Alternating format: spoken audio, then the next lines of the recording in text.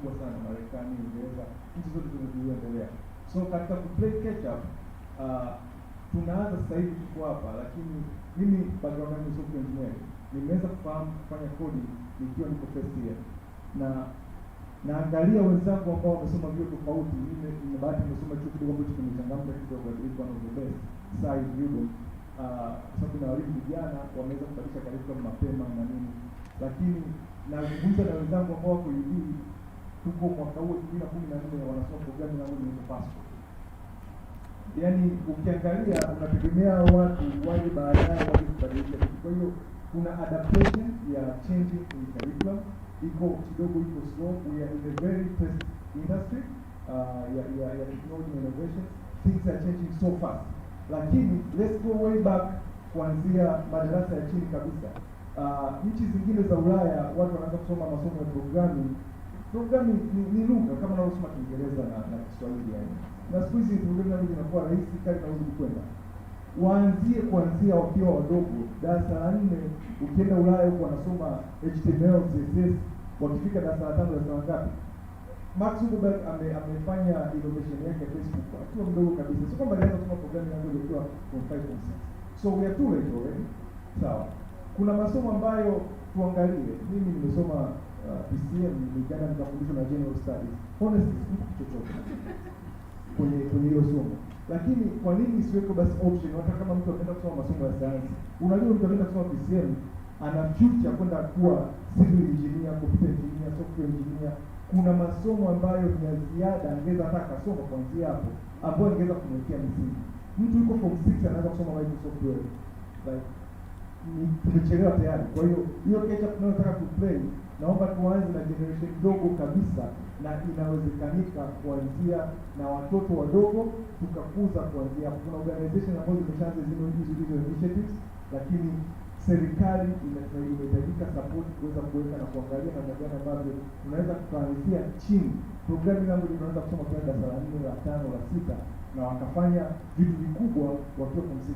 Mimi nimeanza nikiwa chuo mwaka wa kwanza kusoma programming. Tumekuja kuanzisha kampuni yetu kwa mwaka wa 3. Now imagine kama ningeanza way back, probably tungeanzisha kampuni yetu kwa mwaka wa kwanza, na sasa hivi tuko tunazungumza sasa hivi. Asante sana.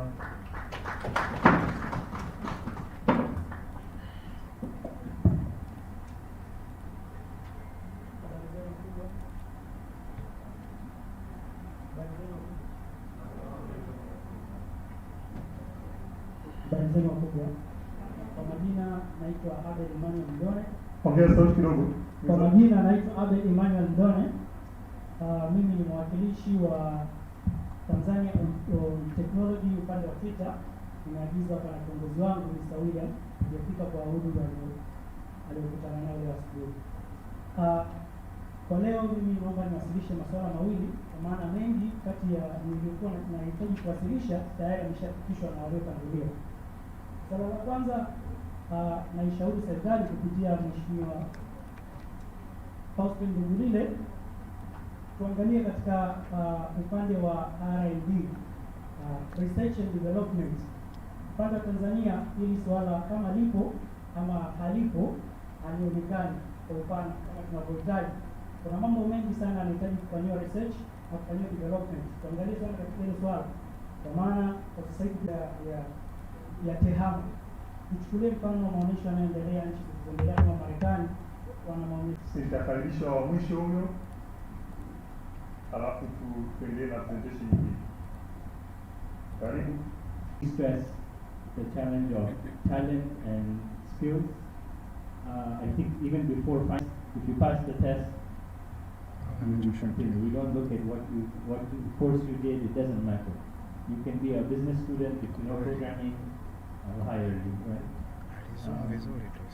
The second thing I wanted to say, we are regulated by Ministerial because we work with mobile operators.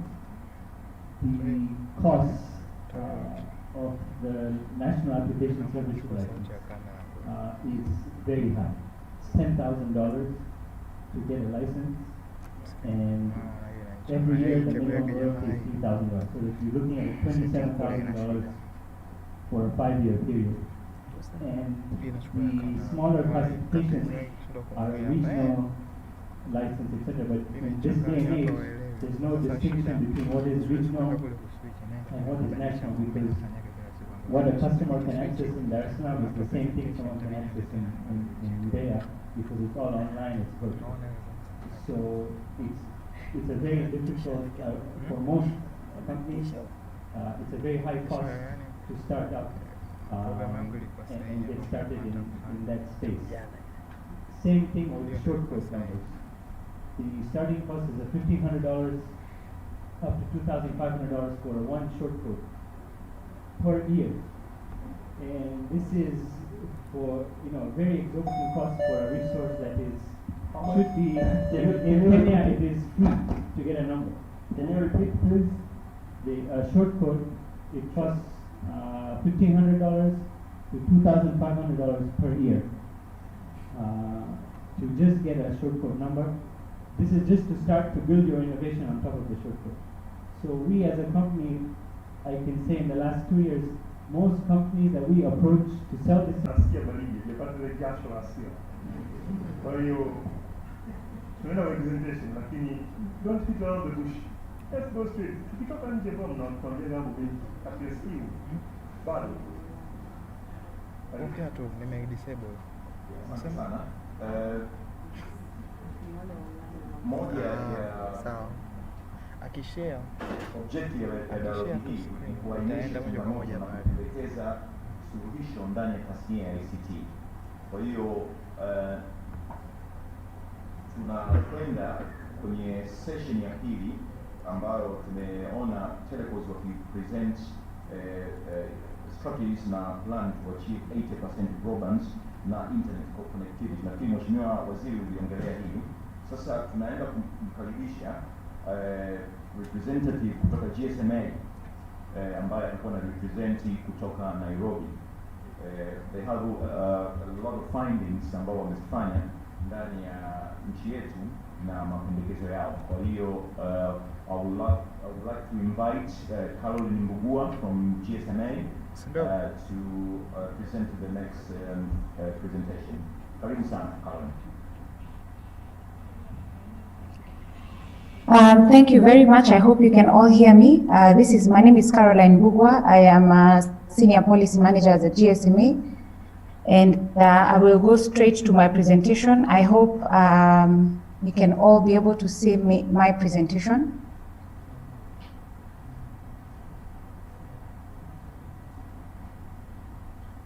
Can you all see it?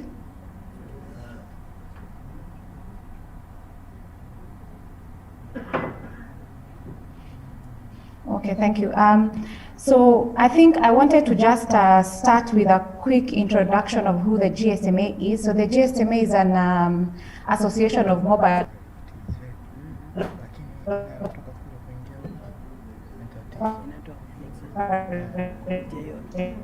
Caroline, you're breaking up.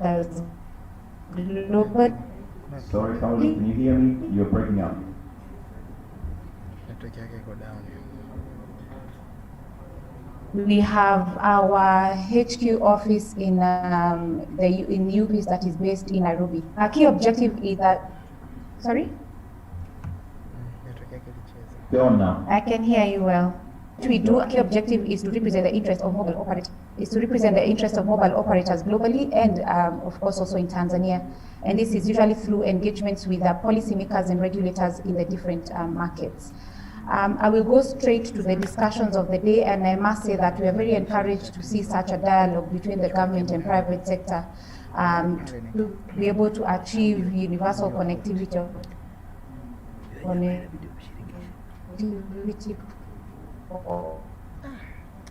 Network yake dada. We've lost you, Caroline. Because of course Network yake iko stable. Sinaona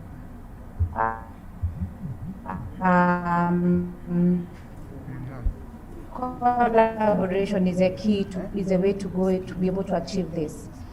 We continue to see the need of course, digital activity in the region is connected into the economy, and special means you have access to very vital, amenities such as access to e-government services, of course, education, health, etc.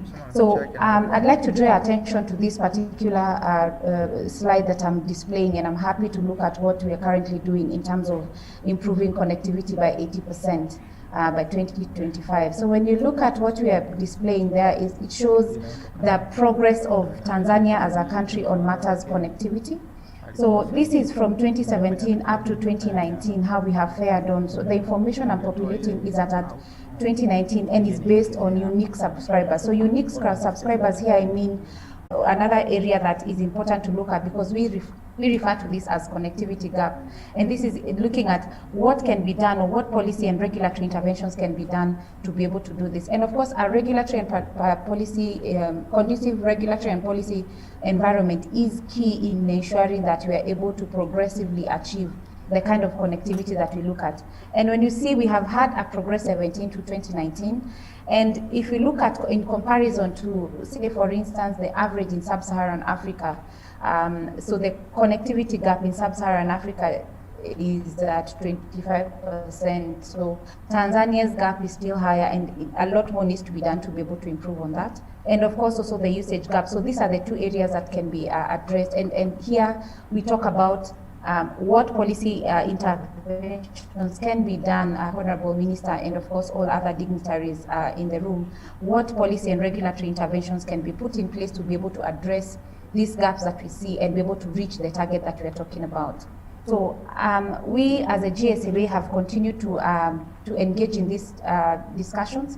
And of course, when you look at what we say, the different interventions that can be done, it's important to look at two angles, the supply side and the demand side. And the supply side here, this will help in addressing the connectivity gap, so in terms of bringing the service to the people. And it is also important to look at the demand side. So this is closing the usage gap and ensuring that more and more people are able to come on board. And this is just a high-level summary. And when you look at the supply side, for instance, we are talking about key resources, for instance, like spectrum. So making sure that you have or you use technology-neutral licenses to be able to support the rollout of services, create that flexibility to use the spectrum resource, and of course also price this spectrum fairly in a manner that is affordable and in a manner that is competitive in the market and is also competitive with other players in the region. And of course also release sufficient spectrum in the right combinations, where you make sure that you have spectrum with a high band, low band, and mid band, so that you're able to meet both capacity and of course the speed that is required to be able to run a robust network. And a key thing is to develop what we call a policy or a roadmap that allows or gives that regulatory certainty around spectrum management, that will be able to be used by key investors in the market to be able to predict the use and the planning of spectrum in the country. These are very key instruments that can be, of course, adopted in a market. And another key thing on the supply side is looking at the availability of other necessary amenities. For instance, things like access roads, access to reliable and affordable power from the network is important. And it's mainly when we're talking about rolling out of services. So when you're rolling out of services as an operator or as an investor, when you have accessible roads and of course reliable and affordable power, as just an example, it makes it easier to be able to roll out of services in areas that have ordinarily not had service. And this will be key in closing that connectivity gap that you're referring to. And of course also simplify the site rollout process by avoiding bureaucratic process when processing a site rollout. So making sure that site rollout process is easy and one that can be easily adopted by different players as you're rolling out these services. And I'd like us to first understand that we need to appreciate that Tanzania is unique and has its own uniqueness. It's a large and vast country and has a different topography. So just having that under the back of our minds, and for us to be able to understand that even as we proceed to continue encouraging rollout of services in these areas. Another key area would be facilitating voluntary infrastructure sharing. And here we mean allowing the operators or allowing the investors in the telecom sector to be able to voluntarily enter into infrastructure sharing agreements that will allow proper utilization of infrastructure and avoid double investment in the same areas. So this would be able to close what we are calling the coverage gap in my previous slides, and these are just some of the examples that can be used. When we look at the demand side, the key things that drive demand and the key things that can be used to address the issue around the usage gap. So this would be key in stimulating demand of services in the country. And one of the things, of course, is the issue around affordability. So ensuring that the service is affordable for every person that is interested in accessing this service. And one of the things is, of course, to avoid things like sector-specific taxes that would ordinarily lead to increased prices of service. It's because they don't understand the value of it. So digital literacy will be key in driving the knowledge and skills to be able to use this service and to understand the role that this service can play in transforming your life. For instance, if you look at something like mobile money, it is a key enabler in driving uptake of digital services. And this is from consumers understanding what the role of mobile money plays in transforming their lives. So digital literacy is a key element in doing this. And of course also privacy and trust is an important part, because we have seen a lot of challenges online, challenges around hacking, around information, identity theft, online safety, etc. So privacy and trust is important, and this would be key. This would largely be achieved by creating data privacy and data protection policies that would be able to enhance that security and trust that consumers will have in taking up services in the broadband space.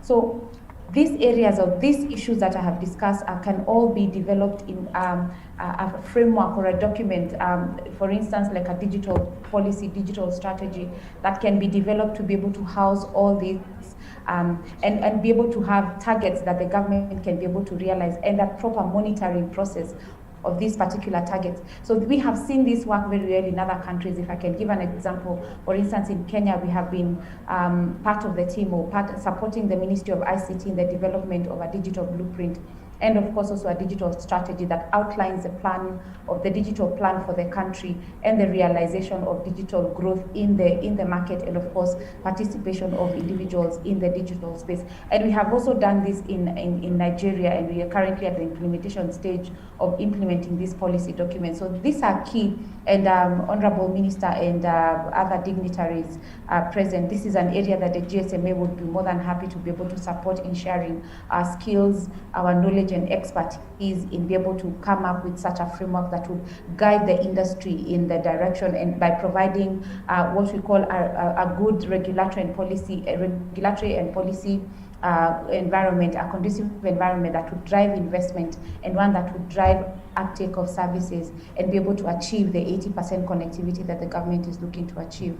And just to go a bit further, we recently did a report on taxation in Tanzania, and this will speak largely to the issue around the affordability of service and the driving of adoption in the market. So according to the findings of the report that we did, and we saw that 34%, so taxes in Tanzania represent 34% of the mobile sector of government revenue, of the revenue of mobile services in Tanzania, and this is higher than what we have seen as an average in the region, and this is largely driven by 18% of sector-specific taxes in the market, excise duty to be more precise on mobile services, and of course mobile money services is high in the region. So this is an area that the government can look at, looking at that and looking at reducing that to a level that can be able to provide that opportunity for these services to be cheaper to the consumers, and also for investors to be able to have that incentive to invest more in this space. And also when you look at, we also did a simulation of if we were to reduce these taxes, for instance, the excise duty tax, for instance, the 17% tax, this will lead to higher GDP investment in the market from an economic perspective, and of course create employment because of how we'll be able to expand this sector, and of course improve tax revenue in the long run, because you'll be able to get more and more people onboarded. And this is looking at closing the usage gap, the 48% usage gap that we highlighted earlier. And of course, in the area of health, it would improve nutritional knowledge, because more and more people will be able to get on board to be able to use services, and of course, increase health appointment attendance. So people will be able to have more and more knowledge about health and how they can be able to improve their health. And this, of course, we can see this through the online space. And when you look at the simulation that we put in place, just as an example, reducing the excise duty, for instance, from 17% to 12%. In the mobile sector, it would mean that you'd have 2.4 unique subscribers that would be able to join. So these are individuals who would ordinarily not be able to afford the service, but now will be able to join the service. So this would translate to about 2.4 million new users of connectivity. And of course, the sector would increase in terms of revenue by 97 million. And this would be great in attracting more investment in this section. And when you talk about investment, it would increase by 3 million. And we all understand that as long as we are having a lot of, increased investment in the market, it leads to the general growth of the economy. And when you look at the wider economy, for instance, it would generate higher GDP and tax recipients. And in terms of GDP, the mobile sector would contribute an additional 438 million into the economy. And annual gain in tax revenue by 2022 would be increased by 58 million. And these figures are in US dollars. And of course, investment would increase by 49 million. So we see the importance of the value and the role of taxation, what taxation plays in the market, and the value. And all this we are doing so that we can be able to bridge the gap that I mentioned here, the usage gap and the connectivity gap, which is key in realizing the 80% connectivity target by 2025 by the Ministry of ICT. I'd like to stop there and take any questions. I hope I have been audible, and take any questions that may come up in this. And Honorable Minister, Deputy Permanent Secretary, and the DG of TCRA, and all other dignitaries that are present from both the public sector and private sector. It's been an honor presenting to you, and we are available for more and more discussions to be able to drive connectivity and adoption in Tanzania. Thank you very much, and I can take questions at now or maybe later. I'll stand guided by the MC. Thank you. Thank you, Caroline, for the presentation. While we are waiting for the next presenter from Huawei, who will be presenting from South Africa, Mheshimiwa Waziri, tuna online watu wa participanti zaidi ya 400 ambao wanatuangalia mpaka hivi sasa, na tumepokea maswali zaidi kwa sasa tuna maswali zaidi ya 20. Tukiwa tunajiandaa na next presenter, ningependa tu ni acknowledge baadhi ya watu online wamekuwa wavumilivu, wamekuwa wakitufuatilia na wamekuwa wakitutumia maswali yao. Kwa hiyo naomba tu nisome kwa haraka baadhi ya maswali ili tusome presenter. Swali la kwanza linatoka kwa Ibrahim Chawe. Anasema anahitaji kujua kuhusu mpango wa serikali wa kuahirisha upatikanaji wa mtandao hususan maeneo ya vijijini na kushawishi matumizi ya teknolojia katika shughuli za vijijini kama kilimo ili kuleta kilimo cha kisasa kuanzishia. Lakini vile vile tuna swali lingine kutoka kwa Hafithi Fikiri. Yeye anasema, je, wabunifu vijana mna mpango nao gani? Maana kila kazi inafanywa na serikali yenyewe. Je, itakuwa wao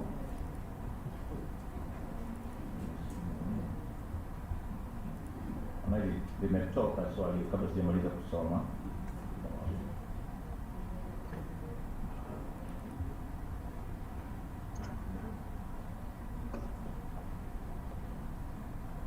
Kuna swali lingine linatoka kwa Segenya Idrisa. Je, wizara inasaidia vipi vijana waliojiajiri kwa kufungua kampuni au kuanzisha biashara zinazohusishwa na masuala ya digital technology baada ya kumaliza masomo yao? Lakini swali lingine linatoka kwa Idi Minga wa Arusha, Tanzania. Anasema, je, Tanzania ina mpango gani wa uwekezaji katika sera ya TEHAMA hususan kwa vijana wenye vipaji katika sekta hiyo ambao hawana elimu maalum, na maana kwamba hakupita katika vyuo vyovyote kujifunza masuala ya TEHAMA, lakini wenye ubunifu katika masuala ya teknolojia na ya habari na mawasiliano. Mheshimiwa Waziri umelitolea ufafanuzi. Vile vile tuna swali lingine la mwisho kabla tunaenda kwa next presenter kutoka kwa Mwajabu Rajabu. Yeye anasema, nini mchango wa TEHAMA katika maendeleo ya mapinduzi ya viwanda Tanzania?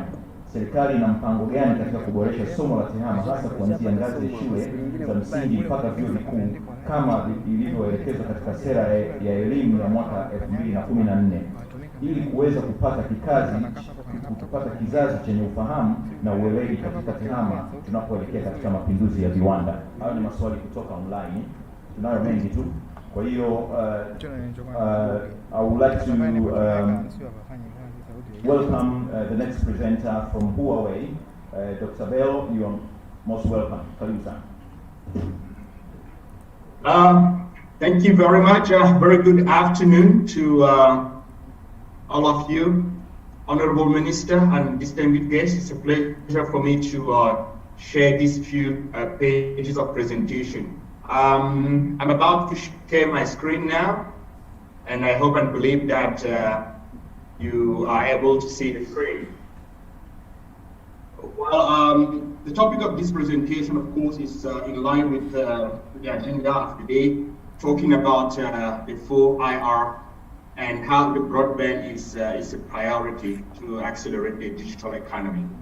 My name is Bello Musa. I'm the head of innovation and ICT strategy for Huawei Southern Africa. Well, I've been in the region for more than 10 years, looking after the national ICT strategy, and we have been working with government and private sectors together in improving connectivity, broadband, and of course embracing the part of digital economy. Well, I just have three parts of this presentation. First is a quick overview on 4IR, and then we'll look into the Tanzanian national digital strategies, and then of course looking into their different challenges and what's the strategy to be put in place in order to meet the 4IR goals. Well, the 4IR is coming, and the technological progress is of course driving the global development. 4IR, the fourth industrial revolution, has come after the first one, the steam engine, electricity, and information technology. This particular industrial revolution, we call it an intelligent technology revolution because it's spurred by intelligence and of course with connectivity. When we look at the global micro trend, the 4IR will of course enable sustainability, would provide new growth in the economy. We call it digital economy. We'll have more upgrade into our cities, what we call the smart city, the digital transformation of all industries, and of course the better user experience. And again, this will be scenario specific solutions. Now, looking at the chart below the slide here, it shows you the progress of these different revolutions over time. So during the first industrial revolutions, of course, we have a exploring of digital steaming engine, for example. Then we come into internal combustions, electrifications, oil and aeroplanes was of course one of the building blocks or the revolutions of the second and third industrial revolutions. Well, on the fourth industrial revolution, the key is digitalization and ICT. Well, today you look globally, companies like Amazon, Google, Facebook, IBM, Microsoft are the companies which are leading. And this, with the digitalization of all industry, we see a big opportunity. Here we can see this opportunity is in every sector: transportation, logistics, medicine, ICT itself, construction, And according to McKinsey, we are looking at more than 30 billion US dollars of GDP contribution for digital economy. This is huge, Honorable Minister. This is an opportunity that not only Africa, but especially Tanzania will not miss.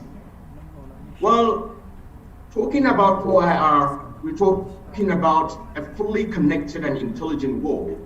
What is it? It's a world where everything will be connected, from our houses, equipment, our cars, our clothes, and everything. And again, everything will be sensing, and on top of that, everything will be intelligent. So this is the core of the 4IR. The fourth industrial revolution will be revolving around connectivity, sensing, and intelligence.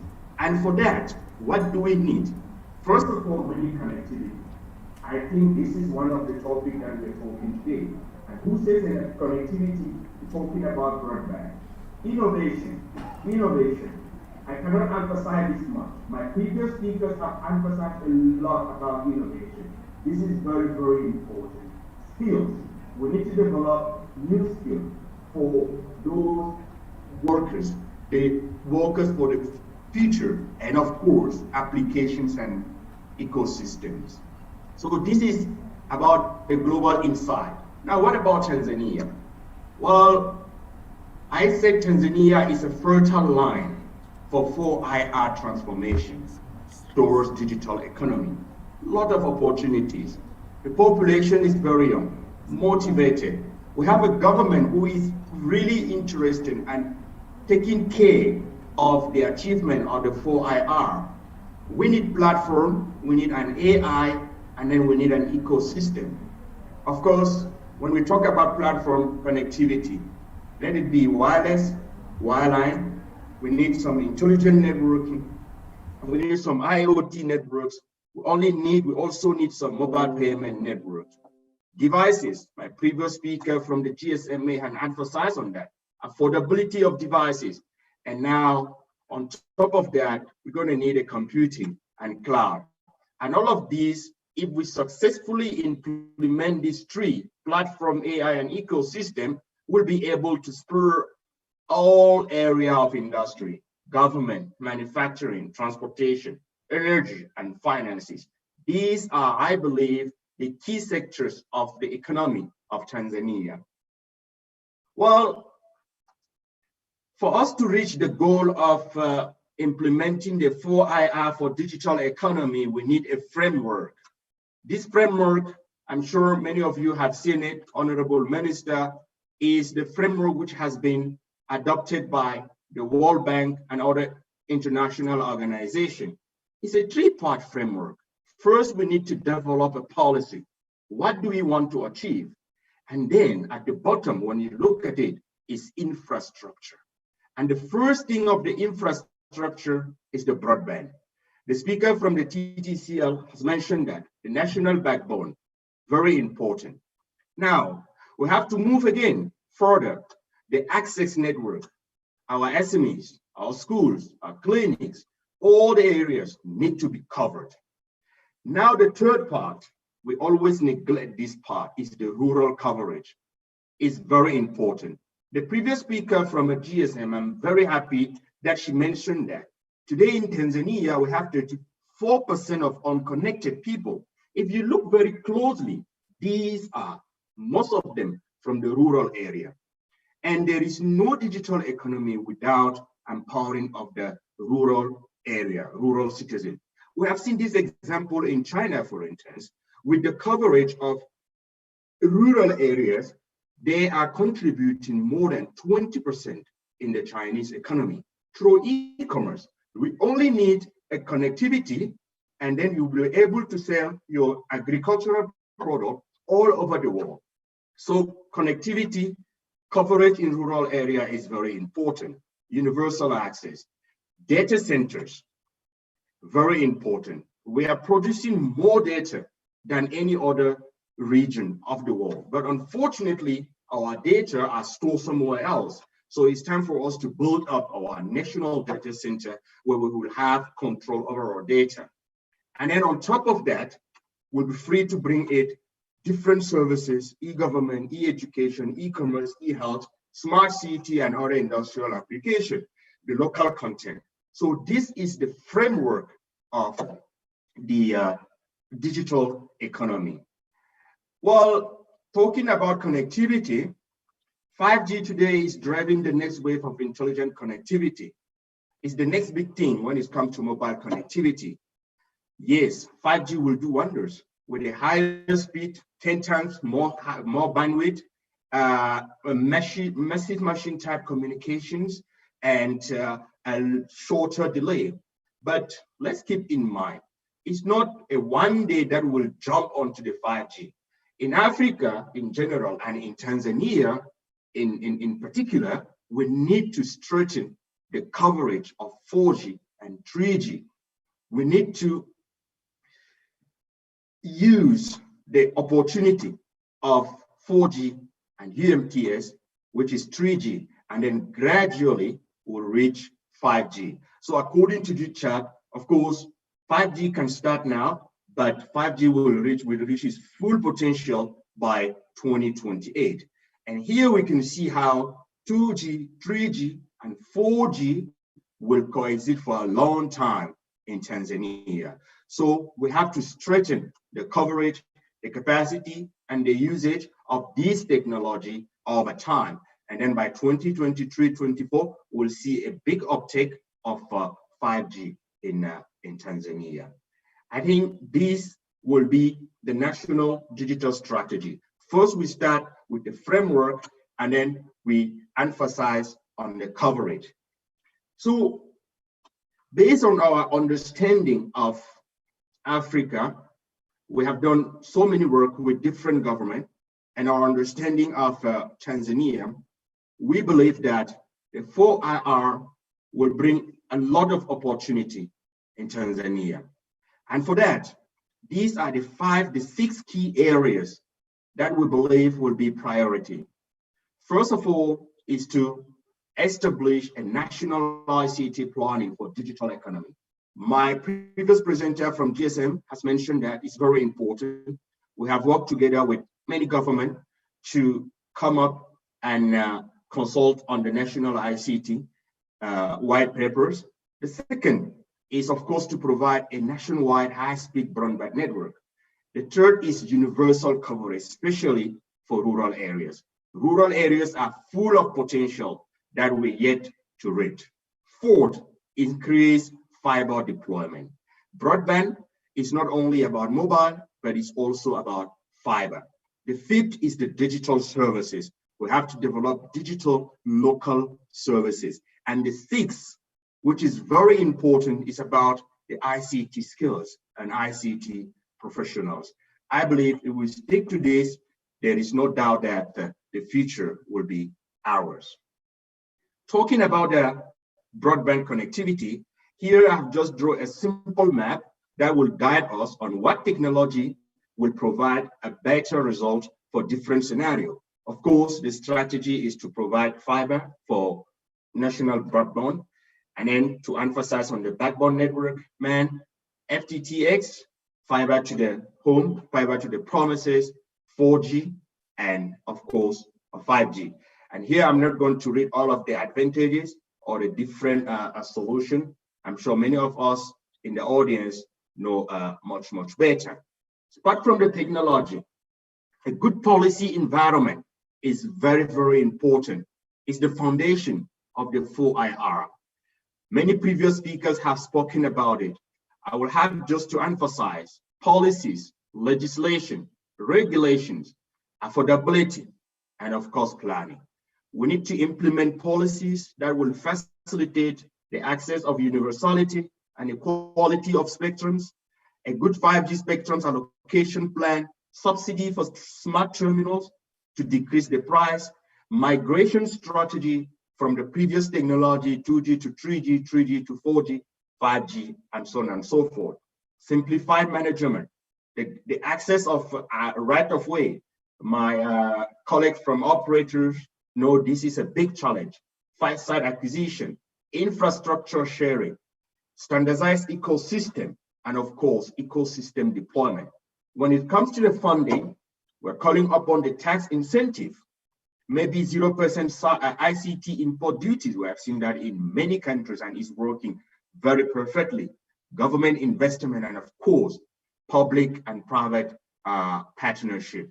So Honorable Minister and distinguished guests, this was the few slides that I have to share with you, but my colleagues are on site and we are open to any request. We are ready to help you with our experience that we have accumulated all around the world that we call globalization.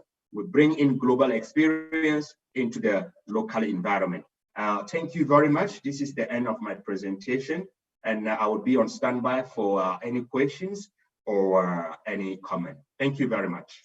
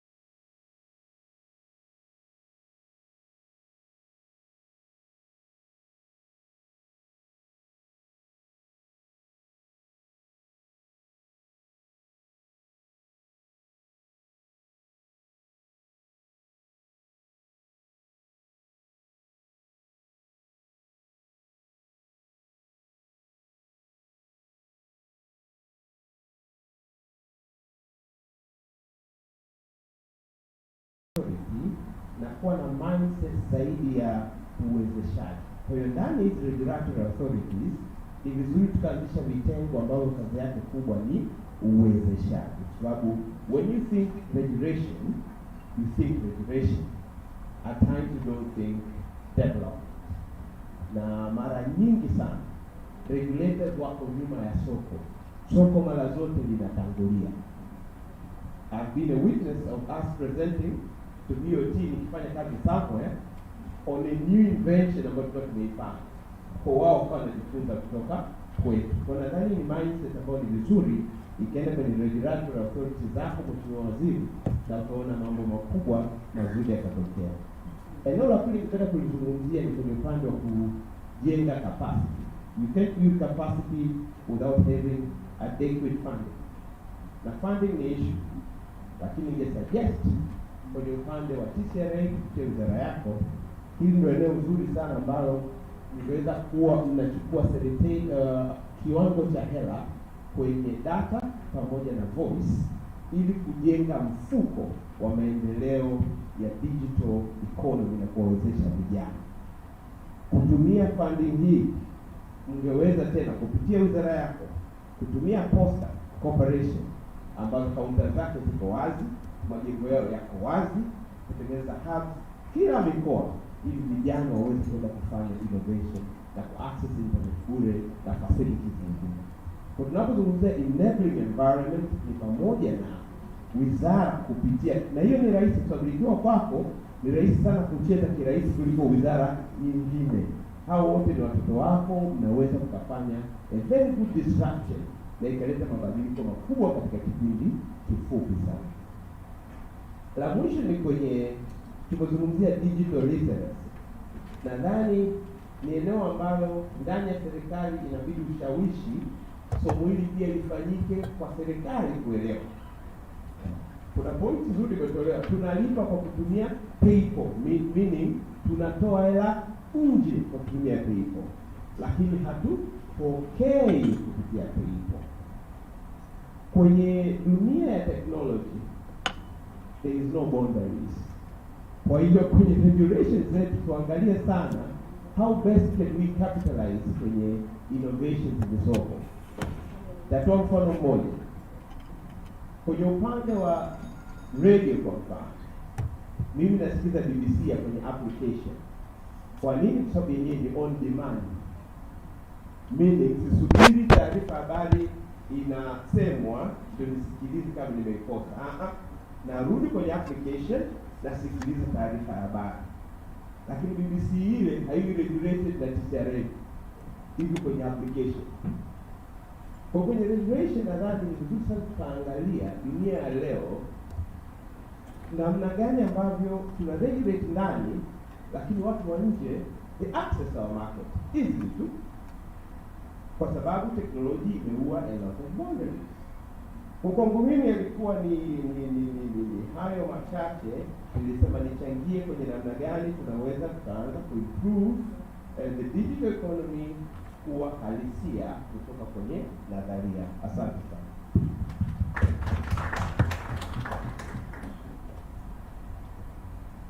Karibu, sema ndio hii.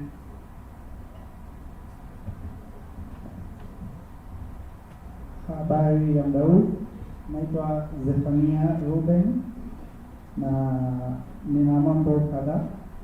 Tutakuwa na swali lakini pia tutakuwa na mapendekezo. Ya swala la kwanza, tukiongelea digital economy, mara nyingi tunamaanisha ni uchumi ambao utakuwa ni data driven.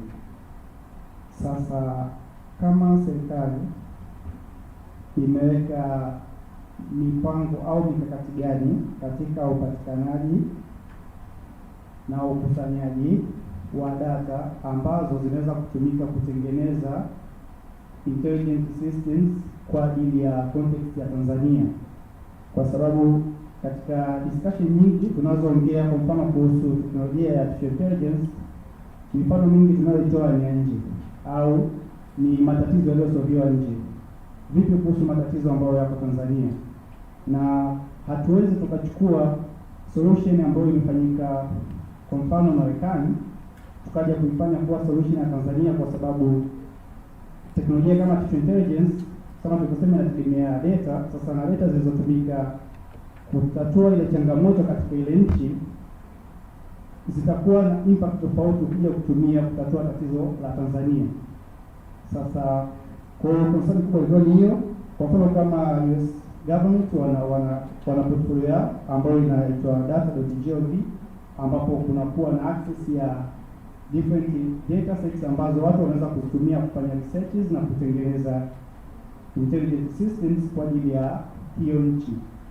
Sasa kwa mantiki hiyo, sisi pia kama Tanzania inabidi tuwe tuna wataalamu ambao watakuwa na hiyo kazi ya kukusanya na kutunza data kwa ajili ya kutengeneza hiyo mfumo ambao ni intelligent. Kitu kingine ni katika technical skills au capacity za vijana. Kwa mfano tutaongelea hizi emerging technologies, labda blockchain au AI, robotics.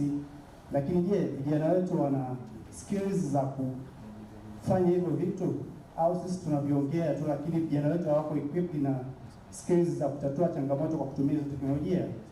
Kwa mfano mimi ni graduate, lakini hakuna, nikimaanisha kwenye mtaala niliosoma sikuwahi kusoma, yani hakuna mpaka sasa hivi update labda kwamba unasoma sijui kuna artificial intelligence au blockchain, even insights za hiyo vitu hazipo. Na kitu kikubwa ambacho nikifanya, kwa sababu tuna kama kusema msemaji alinitangulia kwamba teknolojia imeondoa mipaka, naweza nika access any content ninayotaka kwa muda wote. Muda mwingi nilitumia kujifunza mtandaoni kufanya hivyo vitu. Je, kwa mtu ambaye hana access na mtandao, hawezi kununua bando, anategemea aende darasani afundishwe, yeye atafahamu vipi, atawezaje kufanya au catch up na speed ya teknolojia iliyopo? Kwa hiyo ina maana kwamba tupitie au wale wanaoshughulika na masuala ya mitaala wao pia mbele ya muda kuangalia karne ya 21 inahitaji nini na vijana wetu tunataka tuwape skills zipi ambazo zitawafaa katika muda huo. Asante. Yeah. Asante. Naweza kuongeza la mwisho? Malizia malizia. La mwisho ni kwenye policies and laws. Hizi teknolojia zote tunazoongea kiuhalisia zitaathiri sheria na regulations tofauti. Vipi watunga sheria wetu wanazifuata kuzifahamu, ili watakapokuwa wanatunga sheria wajue wanatunga sheria kuhusu vitu gani na kwa impact gani, ili isibane watu wanaofanya hizo teknolojia au wanaotengeneza solutions ambazo zinatumia hizo teknolojia, lakini pia watoe nafasi kwa watu wanaofanya au wanaotengeneza hizo solutions waweze kufanya bila kubana na sheria ambazo muda mwingine zinazuia ufanyaji wa au utatuaji wa hayo matatizo. Asante. Asante sana. Sijapata bado mkono wa dada au kina mama na utafuta ndio. Asante sana dada umeniokoa. Habari za mchana. Kwa majina naitwa Jusina Jambi, mimi ni Head of Innovation katika BKNB. Swali langu au changano langu, I just wanted to speak about one thing. Nimekuwa nikirun hii role kwa miaka zaidi ya 4 na kila tukitangaza kazi naona ni watoto kiume tu wanakuwa wana apply kwenye kazi zinazohusu innovation, software development, architect positions. Sasa sijaelewa tunaenda wapi wrong when it comes to skill sets and development, na jinsi ambavyo tunachagua. Are we focusing on everybody that's doing PCM, those are the people ambao wanaenda kufanya technology degrees, or somewhere somehow our girls are falling and they're missing out? Kwa hiyo nilikuwa naomba kwa kupitia ministry yako iangalie hili kwa undani, because I believe if you're going to create solutions ambazo zitaweka kwenye hii market, there has to be also a very good gender split so that we are creating solutions ambazo zinafaa kina mama na wasichana waliopo hapa, because population yetu iko split. Cha pili ambalo nilitaka kuchangia ni around element ya sandbox environment. So tumesikia hapa ikiwa requested kwamba ni namna ambayo sisi kama private sector tunaweza kuwork na startups. Sasa if you look at sisi kama banks tuko regulated na BOT, na mpaka sasa hivi BOT haijatoa regulation yoyote around sandbox environment. So it means banks are missing the opportunity to work with startups but also for startups a missing opportunity for us to work with these great solutions ambazo zinakuwa created. Kama kuna elements au area moja ambayo lot of startups wanafanyia kazi ni area around financial and technology. So I hope through your ministry as well, you'll be able to help us and guide Bank of Tanzania in terms of the technologies that can sit and support, Sandbox being one of them. Lakini kuna vitu vingi sana ambavyo kama benki tunatamani kuvileta kwenye market kwa kupitia technology, lakini tuna fail because on the absence of having a proper R&D. I think kuna mtu hapa aliongelea kuhusu research and development within from a countrywide from a government perspective. We have a huge gap. Kwa hiyo tunakuwa tunachelewa kuadapt. Na it takes us so long to be able to launch things in the market ambazo zinakuwa transformative as well. Na hizi pia ni kusaidia customers, but also at the end of the day ni kuendelea kudrive a cashless community. So for me, those would be my only things that I would going to contribute. Asante. Asante. Na mdada mwingine ajiandae. Haya, karibu. Asante. Ndugu Waziri, mimi jina langu naitwa Boma, ni CEO wa taasisi inayoitwa Tanzania Internet Service Providers. Ni umbrella organization kwa ajili ya internet service providers. Mimi yangu ni maombi kwa wizara na pia TCRA kwamba tunaomba tuwezeshe tuweze kupata mazingira wezeshi katika utendaji wa shughuli zetu, kwani kuna vitu ambavyo tayari tumeshavitoa kwa ajili ya kufanyia kazi, lakini mpaka sasa hivi bado hatujapata mrejesho. Mojawapo kubwa ni swala la right of way charges au tunaziita dharura charges, ambapo internet service provider anapo deploy fiber optic anapaswa kulipia $1,000 kwa kila kilomita moja ambayo atakuwa ameweka hiyo optic fiber, na anatakiwa kulipa the same amount kila mwaka kwa ajili ya management fee. Tunaona hiyo ni kikwazo katika ile azma ya kufikisha internet kwa Tanzania, kama ambavyo serikali inataka tuweze kuachieve 80% penetration.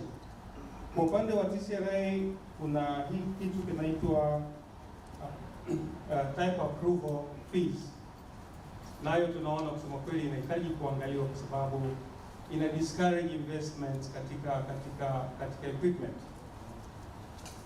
Chini ya hii fee ni kwamba mbali ya kwamba ISP ana business license, bado anatakiwa anapoagiza vifaa aombe business license kutoka TCRA na analipa $1,500, na vinapofika na anatakiwa alipe $1,500 pale ambapo anaomba importation license kwa ajili ya ICT equipment, na kama ni distributor wa hizo equipment bado anatakiwa pia aombe distribution fee ya $500, na kama yuko katika retail business anatakiwa pia aombe leseni ya kuuza ya $250, na kama anafanya installation na maintenance anatakiwa pia aombe leseni ya $1,000. Na vile vifaa vikifika bado kuna inspection fee au approval fee ya vile vifaa. Lengo lilikuwa ni zuri kudhibiti uingizaji wa vifaa kiholela, lakini sasa ile modalities za kuimplement ndio tunaona kwamba zina discourage importation, na tuchukulia kwamba teknolojia ya habari inabadilika haraka, ina maana kwamba ISP watakuwa wana import mara kwa mara, kwa hiyo they'll be incurring a lot of this cost. Kwa hiyo ombi letu ni kwamba TCRA wajaribu kureview hizi, waangalie uwezekano hata kuzijumuisha ili mtu aweze kulipa mara moja rather than breaking it down into a number of elements. Asante. Conclude kama una issue Ya mwisho ni exercise duty katika electronic communication service ambayo pia imeshaongelewa, ambayo is 18%. Tunaona bado iko juu sana.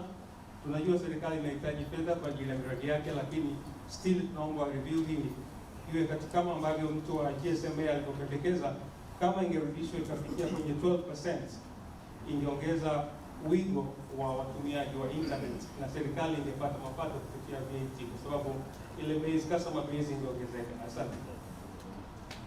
Last two ni last three, mikono 1, 2, 3, dakika 2 mpaka 3, tumalize ndani ya dakika 6. Nirudishe mic kwenye meza kuu na wazungumze kidogo. Asante sana Mheshimiwa Waziri na sogeza mic karibu, sogeza sauti. Asante sana. Mimi naitwa Felician, ni tofauti kidogo hapa, niaonesha ni watu wa ICT. Mimi natoka real estate kwenye masuala ya miliki ya ardhi. Karibu sana. Na mahitaji ya ICT kwenye sekta hii ni makubwa kweli. Tunazalisha data nyingi sana. Kila siku tunafanya valuation za nyumba, watu wanauza nyumba, tunapangisha nyumba, tunafanya hivi.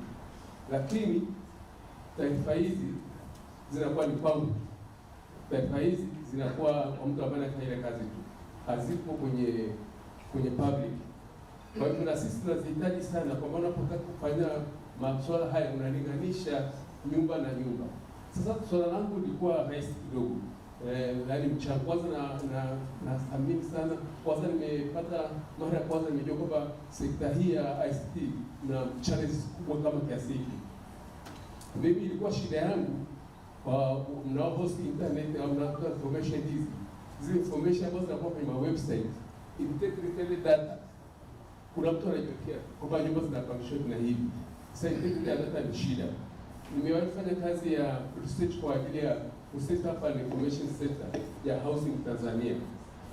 Tatizo kubwa tulilopata na tulipata bado watu wengi hata wafahamu ni information gani wanahitaji. Ana kwenye umiliki na kwenye utawala ilikuwa ni shida.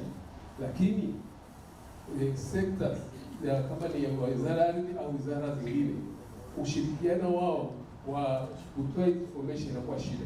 Kwa hivyo nafikiri ifike mahali National Data Center au uwepo kama sheria ya kulazimisha, ya kushurutisha watu wapeleke data yake, collection ya data, mambo haya ya bei manini yapasa kutoka mahali fulani yapeleke.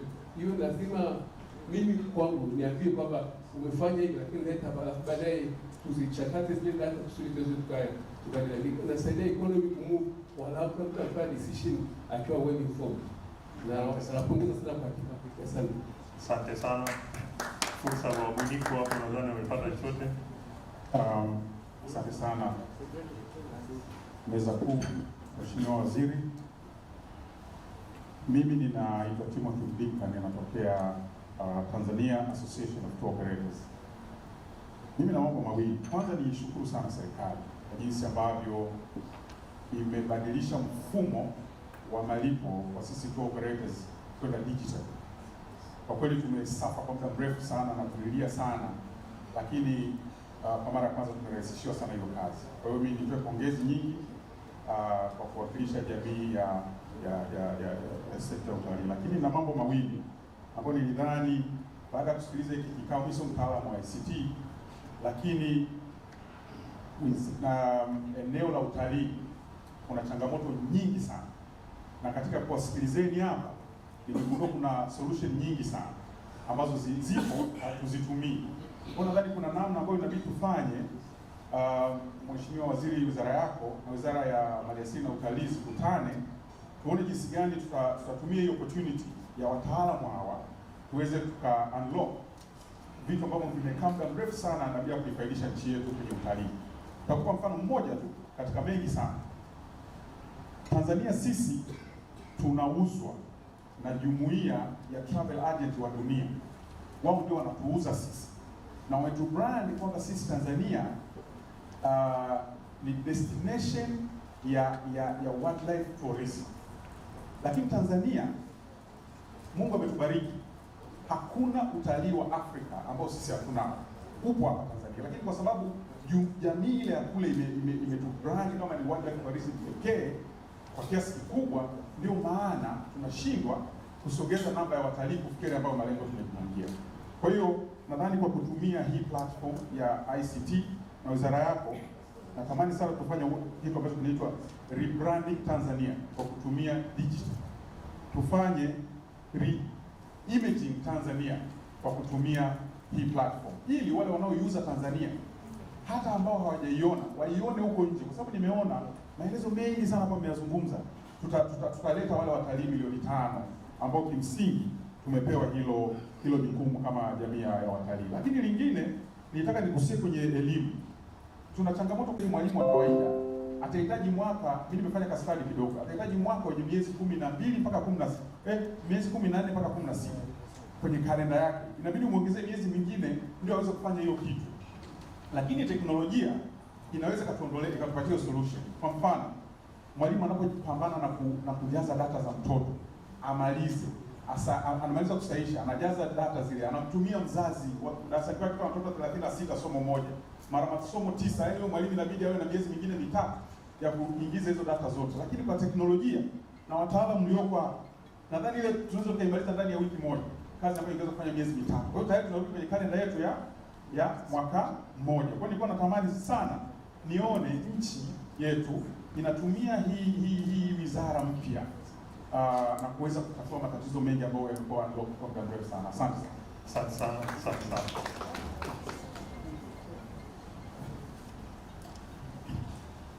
Sasa hivi kwa jina naitwa George Tridford, ni mwanzilishi wa kampuni inaitwa GTN Site of Knowledge, ikiwa na GTN FSDT. Naomba wajiandae for 10 minutes presentation kabla ya audition za kuu. Yeah. Sasa hivi tumeanzisha tena kitu kingine kinaitwa GTN Laboratory Software ambayo tunamiliki baadhi ya application. Mimi napenda nichangie tu kwa sababu mambo mengi wameshazungumza wadau. Hapa wameongelea swala la connectivity. Mimi hapa nataka nikazie kwenye speed. Sio kwamba tunaunganisha sehemu ambako mtandao haupo, ila hata sisi tulionao kwa Tanzania mtandao ufanye kazi vizuri. Speed yake hii up and down kwa kweli inatukwaza sisi watu wa tehama. Tehama yani ukiongelea internet kwenye masuala ya tehama ni kama unaongelea umeme kijijini au kwenye mji fulani. Umeme unapokuwa down maana yake kila kitu kinakuwa kimekwama. Kwa hiyo kwenye internet speed ninaomba wahusika wakuu watusaidie kwenye swala hili ili iwe constant tuweze kufanya kazi zetu vizuri. Uliona Kenya walivyokuwa na present pale, internet inaposhake kidogo tunakuwa tumekosa mawasiliano. Data center, kitu kingine kwenye masuala ya data center hii tunaomba mtusaidie. Watu wengi ambao ni innovators hawajui swala hili, na ukishapeleka programu yako somewhere wanakwambia hey, iko wapi, umehost wapi? Data center tunataka uende kule. Kwa hiyo watu wengi kitu bado hawajakijua. Tunataka elimu zaidi itolewe kwa jamii ili kitu kitumike vizuri. Lakini pia cha kutusaidia hapo ni swala la gharama, hosting fee. Tafadhali punguzeni ili tuweze kuitumia vizuri, au watu wengi wataendelea kuhost online kwa sababu wanapata cheap costing. Kitu kingine, ushiriki wa moja kwa moja mashirika au taasisi za serikali kwenye innovation tunayofanya hapa. Wameongea watu wa nyumba, kuna utalii, kuna taasisi mbalimbali au tume mbalimbali za serikali ambazo zimewekwa kwa mujibu wa sheria kudhibiti maeneo fulani. Inapokuja swala la innovation, especially kwa mfano katika masuala ya TRA au TCRA, tunaomba zile taasisi ziwe zinajumuika moja kwa moja kwenye masuala haya. Kwa mfano, kuna mdau mmoja hapa ameeleza most za hiyo taasisi zimekuwa regulator. Achana kuwa regulator, wawe na initiator kidogo. Lakini pia unaweza ukaangalia ndani wao hawana tatizo, ni sheria zilivyotungwa, kwa sababu wao wana ile job description ni kuregulate. Kwa hiyo unapofika mbele yao una hichi. Sasa mimi nitamtoa wapi? Kwa hiyo wawe na kitu kingine cha additional ambacho ni initiator. Asante, naendelea kidogo. Kitu kingine kwenye masuala ya tunasema let's walk the talk. Tunaomba tafadhali kile tunachokizungumza tukiinishe hapo kisiishie hapa, ili sisi ambao wana innovate tuweze kupata kile tulichokilenga. Kwa mfano, unapopanga labda kikao tunafanya kama leo, tukaplani, tukaishia hapa ikaja mwaka mmoja, jamani, sisi watu wa TEHAMA tunaweka kwenye mazingira ya modification au update, tunafanya na version. Leo unafanya kitu hii mwezi, baada ya miezi 6 kitakuwa kimebadilika, dunia inakuwa imetuacha. Tunaomba serikali inapopanga kutusaidia kwenye swala fulani, tuende faster ili tuweze kutimiza. Mashirika haya tunaomba tafadhali, tunapoenda kufanya presentation kwao, mnapotuahidi kitu, tunaomba mtufuatilie ili tufike. Kwa mfano, kwa sasa hivi, let's say niongee upande wetu, ni mfano wa mwisho, ni kwamba tumetengeneza mfumo ambao tumeingia uzuru ushirika na global publisher. Utakuja kuona hii muziki ya wasanii hapa inapatikana online kupitia global publisher, lakini kwenye application yetu. Maana yake mtu anapo launch muziki wake, kuliko kupeleka YouTube mtu akaupata kwa viewers, you will be pay 1000, utasubscribe kwa shilingi 1000, utaona nyimbo ya Diamond. Kwa hiyo kama vile utakuwa unaongeza kiwango, na hivyo tayari iko connect na TRA. Lakini mpaka sasa hivi unakuta TRA, since you present to them, hata account hawajui inaendeleaje, lakini zipo pesa zinaingia, lakini unaona inatukwaza kidogo. Kwa hiyo tunaomba ushirika wa haraka ya mashirika ya serikali, tunapokuwa tumewaletea vitu vya innovation, watufuatilie ili tuweze kuleta. Asante. Wakati FSDT anakuja, kuna dada amenyosha mkono, nimeshindwa kumkatalia yake. Ongea wakati presenter anakuja. Dakika 2. Afternoon, honorable dignitaries, leaders from private as well as the public sector.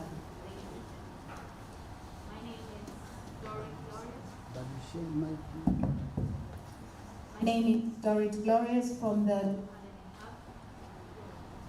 we provide training services online. Well, why the interest in ICT?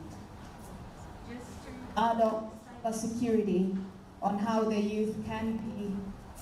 Just to add on cybersecurity, I would like to touch on that. May the government, where possible, help the youth be protected against. May the government help protect the youth against the cons that come with technological advancement. We've heard of cyberbullying, amongst other things.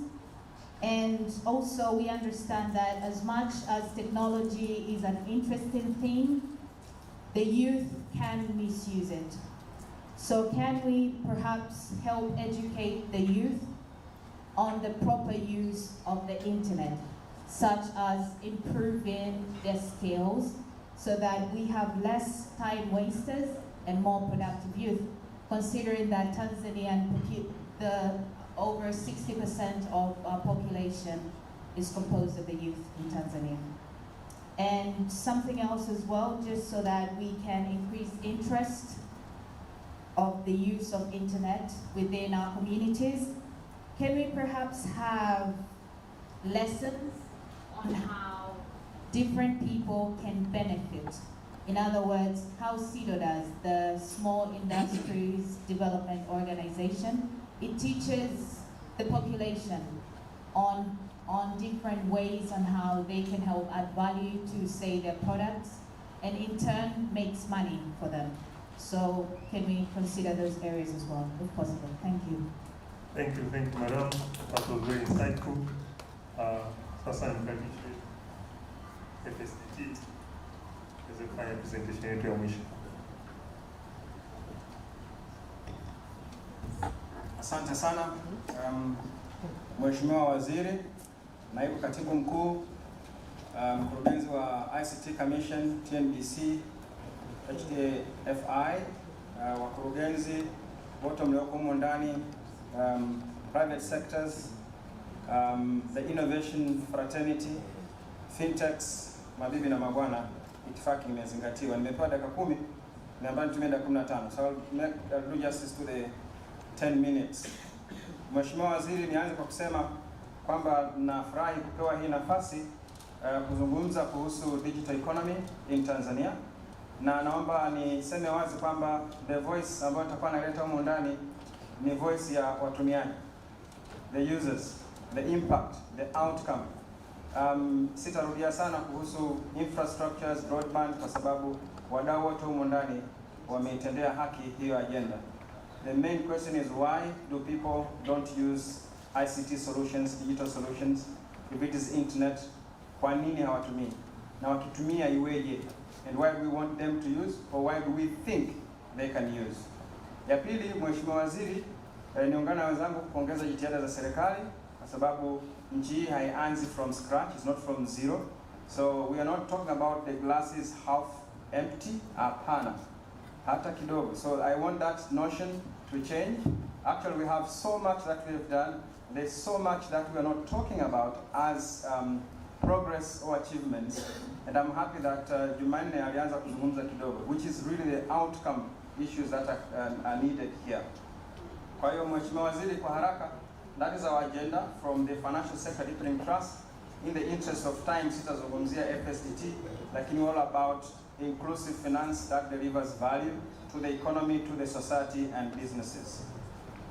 So my view is that kuzungumzia juu ya maisha ya watu, mafanikio au matokeo katika uchumi, I have heard everybody in this room, we are not talking about what does it mean, so what, tutapata nini?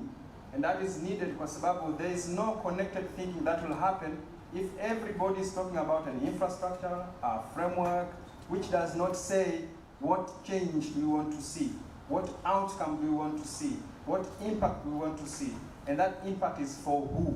So in terms of our national agenda, development agenda, it is very clear, Mheshimiwa Waziri, kwamba tunataka ajira milioni 8, ajira milioni 6. Tunataka kipato, tuko nchi ya kipato cha kati, tutoke 1,180, tufike 1,300 by 2025. Those numbers for me are connecting because they mean something to those people. Hiyo income ikiongezeka, manake kwenye mfuko wao wana hela, wanaweza ka afford education, health, they can live better lives. Hata kama ni kwa ajili ya serikali kuongeza mapato, widening the tax base, everybody is asked this question. We have never had a time to really think through how do we widen the tax base. And it's not only about increasing taxes in terms of values, but where else can we go and tap into these opportunities? And therefore, whatever target it is, we were talking about 20% common tax base, and what it would mean tukiongeza tax base kwa kiwango hicho. In the financial sector space, those who are in here, the commitment has already been made through the Financial Sector Development Master Plan for 10 years, 2030, kwamba tunataka kuongeza mchango wa sekta ya fedha kwenye uchumi kwa mpaka 10%.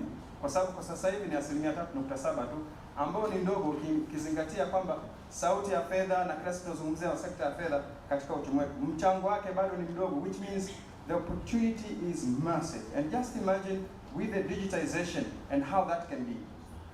So, delivering people-centered impact, if this digital thinking is not really talking from the people's perspective, from businesses' perspective, we will be wasting our time. Tutafanya vitu vitaka sisi, lakini sio vitaka wao, and therefore they cannot buy, they cannot get in their pockets and give us what we are offering. So what they are looking for, kama entrepreneurs, ni jobs, profitability, true. Kama ni living conditions, ni well-being, health, education, that is true. Kama ni kipato, income should grow. Avenues, opportunities, diversity are some of those. I'm not going to be very academic about this because everybody is talking about it, but the point that I want to emphasize is, as we think about the digital economy in this country or digitization, ICT adoptions, lazima kuwe na economies of scale. So we know where we are in terms of poverty, where we are in agriculture, in logistics, in tourism, I've just said, and the opportunities that exist, and who are those players that can play a big role. And I think what is important with digitization, as we know today, is enabling new business models. And we have heard a lot, whether you are mobilizing money, whether you are improving productivity for agriculture, whether you are improving e-commerce, participation of our businesses in the region, around the globe, access to markets is one of the areas. Kwa hiyo tunapoangalia eneo hili, if we can really think about the real problems we want to solve, economic problems, social problems, so that even our innovators, our fintechs can think about those problems first, and then utilize leverage on the technologies that are existing, and therefore a call for enabling environment by the government and other entities is very important. So therefore achieving the impact through digital economy is very important. And here, you know this already, and various presenters have done this in several ways.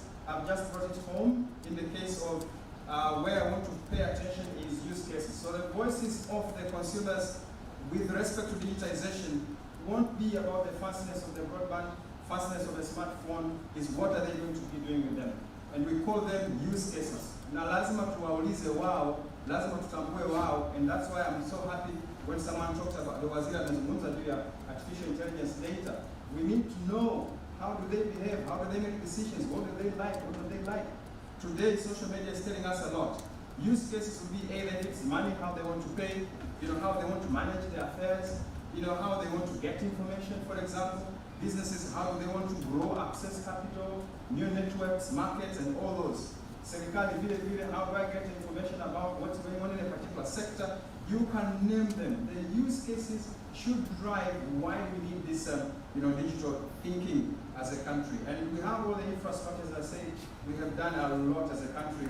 Connectivity kwa kila mahali, simu ziko nyingi, the network inapatikana, sawa, data bado ni changamoto. Those are opportunities to fix going forward. So, and just to expand on what would be these things that those key sectors or users of digital and ICTs that we are deploying look like. So in the agricultural sector, tumezungumza kilimo specifically ni vitu kama hivyo. So I won't be spending time on each one of them, lakini itoshe tu kusema kwamba if we watch for what would enterprise actually want, and I'll talk more about this when I come to the point of following the money. Upande wa serikali, we have seen the target that we want to reduce the tax base. It's not only from the compliance side, it's actually from the visibility perspective, and also looking at the degree of organization. Who is actually eligible to pay tax, and how are they enabled, and how can we use digital mechanisms to know what's going on, who is this person, what is happening where, not only with the lens of regulating, but with the lens of enabling and making a cake bigger than it was before. And I think the commitment by the government already, and these things are already happening, whether it's e-services, one-stop center to provide services to businesses, all the enabling environment is already in the works. So it's not to say it's new altogether. So what are the opportunities going forward? I won't talk about the achievements because we have done that, and Mheshimiwa Waziri katika nchi yetu, walau hata katika eneo la financial sector, looking at how we have leveraged technology and digitization, financial service sector is one of them. So remember, we have just grown our financial inclusion by 127% between 2009 and 2017. And this is remarkable because it is the digitization, the mobile, the actions of the government kuhusu mifumo mbadala iweze kutumika katika kutoa huduma za kifedha. And that's the reason why, when you have ICT policies that are in place, they also offer those opportunities. So we want to be sure that these are already foundations that the government and the country and the markets are using already, including the digital ID system that is working, as well as the payment systems, e-government, ziko pale, GPE ziko. So we are not starting from scratch, just to allude to the point. And if you think about the future, Mheshimiwa Waziri, kwenye huu mpango wa maendeleo ya miaka 5 ijayo, tunaona kwamba tunataka kuazimia mambo ya ushindani. So driving a competitive economy, export-led, we want to really position ourselves. And I think there's no competitiveness that can be regarded from under the carpet or under the radar screen. So what it means is that to keep competitive, we have to be upfront, we are proactive. And the gauge or the standard is not from us, the standard is from those that we are exposed to. We anayehitaji coffee ya Tanzania ndio atakayesema standard zake and how they should access that and in what form. Wewe anayetaka gold yetu, anayetaka kahawa yetu, anayetaka katani yetu na vitu vingine, horticulture and the like, tourism, and I've heard tourism here is so important, which means we are elevating ourselves, we are exposing ourselves deliberately, which means we need to brand, we need to be equipped. And what I'm happy with is that Mheshimiwa Waziri, wizara yako ina jukumu kubwa sana na wadau wako hawa na wengine ambao wako nje kwenye sekta zote za Tanzania, kwamba unasikia innovation is critical kwenye competitiveness. ICT adoption is critical kwenye competitiveness. So we don't have a choice. The labor markets, the skills that we need are so important. Kwa hiyo itoshe tu kusema kwamba hili ambalo tumelichukua sasa ni jambo zuri sana, and we have the opportunity to demonstrate that we are capable because we have demonstrated some of these developments na nikwambia tu Mheshimiwa Waziri, some of the good examples this country has ever posted ni kwamba interoperability of payment systems that you hear around the world, nchi ilijifunza Tanzania. Someone mentioned Professor Nduru here earlier on. I think it was Jumanne Mtambalike. True, it is true that we did it here for the first time. You hear things like credit algorithm, pata digital credit kwenye siku zetu. The first, fintech to design that was here in Tanzania. So tunajifunza kwamba sisi tuna vitu ambavyo vikafundisha dunia nyingine, and yet we are yet to connect, at that level so that we can offer that value. Mheshimiwa Waziri, utanisamehe kidogo, because if there is anything, we need to know where the money is. When you think about investments, serikali na operate, hela kwanza, kodi ni hela, mikopo ni hela, deposits ni hela, kununua bando ni hela. So here, this is one of the greatest analytics we have done using our own data in Tanzania, ambayo ina follow the money. So all the payment flows in the country, hii data inaisha mwaka 2019 update ya mwaka 2020, na sasa hivi kwa reports nyingi zinatoka zinakamilika za NBS, za Wizara ya Fedha, hali ya uchumi, Benki ya Dunia na zingine, we can update that. But itoshi tu kusema Mheshimiwa Waziri kwamba kufikia mwaka 2019 tuliona kwamba kulikuwa na total to around transactions bilioni 17. So these payment flows, you pay. Unaenda kioski unalipa kwa simu, unaenda dukani unanunua nguo, all those things. Just imagine in what form are those happening? So where's the technology to support those transactions? And what was the value estimated? So it's 184 trillion. I know this is bigger than the size of the GDP, and so it should be, because that's just the money flow. GDP yetu kwenye $63 billion, like just below 150 trillion shillings. Lakini kikubwa ambacho Mheshimiwa Waziri nataka nisisitize hapo ni kwamba who actually influences the money. Unakuta ni wote watatu, ni serikali, consumers, people and businesses, wote watatu. Kwa kule ile mafika matatu yale tusije tukakosea, kwa sababu actually money moves hands in those three guys. Lakini depending on what they are doing, what value they are delivering, serikali tunalipa kodi, inatupa mshahara au pension, business inalipa kodi, serikali inanunua kutoka kwao. How well is that going to be happening in the future? What I want to emphasize, angalia tu ile sehemu ya businesses and consumers. They control the largest portion of those payment flows. Or 184 trillion shillings, businesses alone 66. Ukiangalia expenditures sisi tunanunua nini kwa biashara zetu 42 trillion. What businesses pay as salaries karibu 35 trillion. You have 134 trillion, which is nearly 60%. And if you ask the central bank, they'll tell you of every 10 shillings in the market, you can only track 4, which means 6 is in the informal system. Kwa hiyo inakuja vizuri sana kwamba unless we have a way of looking at how money flows, which then manifests certain activities, certain value systems, the economic sectors, the social sectors, and so on and so forth. If you think about informality, the same. But my point here is the opportunity. Serikali inataka kuongeza tax base. Haiwezi kuongeza tax base if it doesn't know what's going on. And my view is that digitization and ICT adoptions with the enabling mindset will allow that to happen. Ukifikiria pay as you earn, which is one of the main sources of revenue, angalia 35 trillion, which is paid as salaries, not all of it of course, just a proxy from that. How much would that be from where we are today? It's a lot, lakini kwa hiyo hata serikali, the way it looks at businesses, the enabling part, why in fintechs, why in innovators, why in existing businesses, is to allow them to grow, to allow them to transform, support them to do that. Once they do that, serikali inapata faida kubwa, kwa sababu hata hapo kwenye biashara serikali ina share moja kwa moja 30% ya kodi when they make profits. However, today there are very few, kwa sababu kwenye team, tukirely tu kwenye team na umbrella ambao hazidi 5% out of 3.7 million businesses in this country, hata large taxpayers penda kule TRA kama 500-600. Only wachache, which means we have a huge opportunity, guys. We have a legacy to leave in this country, and that's where digital vision comes in. It should be looked at, that tripartite thinking, and only value systems, the value proposition from government to businesses, from businesses to government, from consumers to government, from consumers to businesses, and vice versa, will work. Ile ya approach digital vision, I am the government, I have the powers. Yes, you have the powers, you have the roles.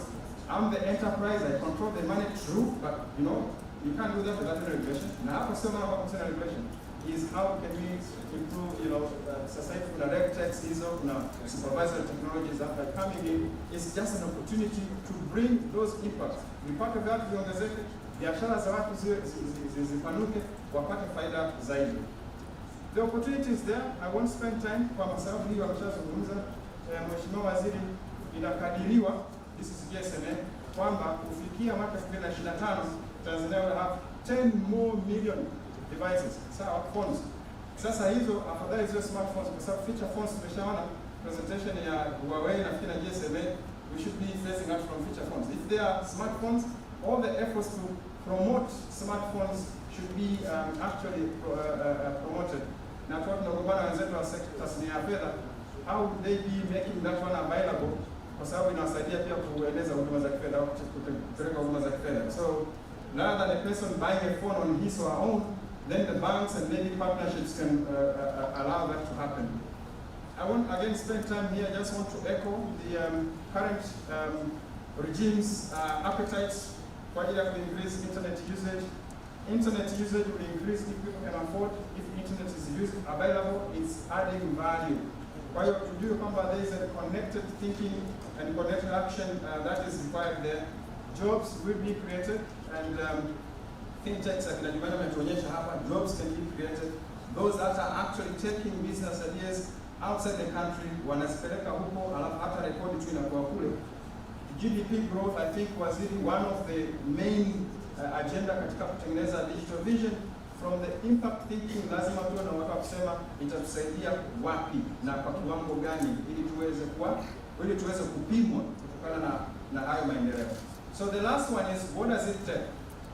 This is where I think, in terms of propositions going forward, how do we get it right?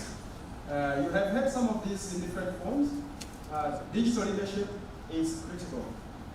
Kwa hiyo hapa, digital leadership has to do with the visioning, building the vision, the future. We're not creating the digital thinking ya miaka miwili ijayo. We're creating the digital thinking for the next generations as well. If you think about how societies are going to change, and we have heard the Internet of Things, how connected they will be, what kind of use cases, given the consumer behaviors that are changing every day, given the pressure from the international, from other markets, when we think about participating in global trade businesses, we need that to be very solid. Innovations, I don't want to spend time about it because people have spoken a lot about it. Digital skills, it's not only the digital skills of those that are innovating, it's the digital skills of the entire ecosystem, within the government, within the enterprise frameworks, within the consumers themselves. When we think about digital skills or digital literacy, it's not educating a person to use a phone. We never had a program to educate anybody in this country how a phone should be used. The needs actually drove those behaviors to be able to adapt and then use them. All we need to ensure that these are tailor-made. They're simple, tailor-made to their areas or to their conditions. Digital platforms, this is where for me even e-trade, e-commerce platforms are coming in, especially when we want to drive competitive economy. We can't do without those, otherwise we can't be competitive. Luckily, the country has invested heavily on the digital ID systems, payments, broadband, electricity is growing, REA wanafanya kazi nzuri vijijini, umeme unafika. We hope in the near future, 10 years to come, that won't be a big problem. What I want to emphasize, Mheshimiwa Waziri, is digital entrepreneurship. Tukifanya hii katika mawazo, mtazamo wa kijasiriamali, hata sera zetu zitakuwa za kijasiriamali, regulations za kijasiriamali, we will be able to attract. And here I'm thinking of the fintech ecosystem, if it is to really solve those specific problems, because those that are existing with legacy, presence are not necessarily helping.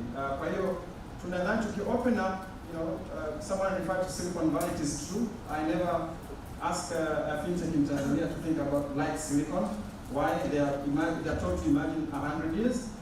Here we have so many problems today. We need to solve them. It's just everywhere is gold dust, and we can do that. The point is, so that we can increase our productivity in sectors like kilimo, biashara, afya, elimu. Hakuna haja kugawa vitabu. Vitabu vitapatikana kwa online.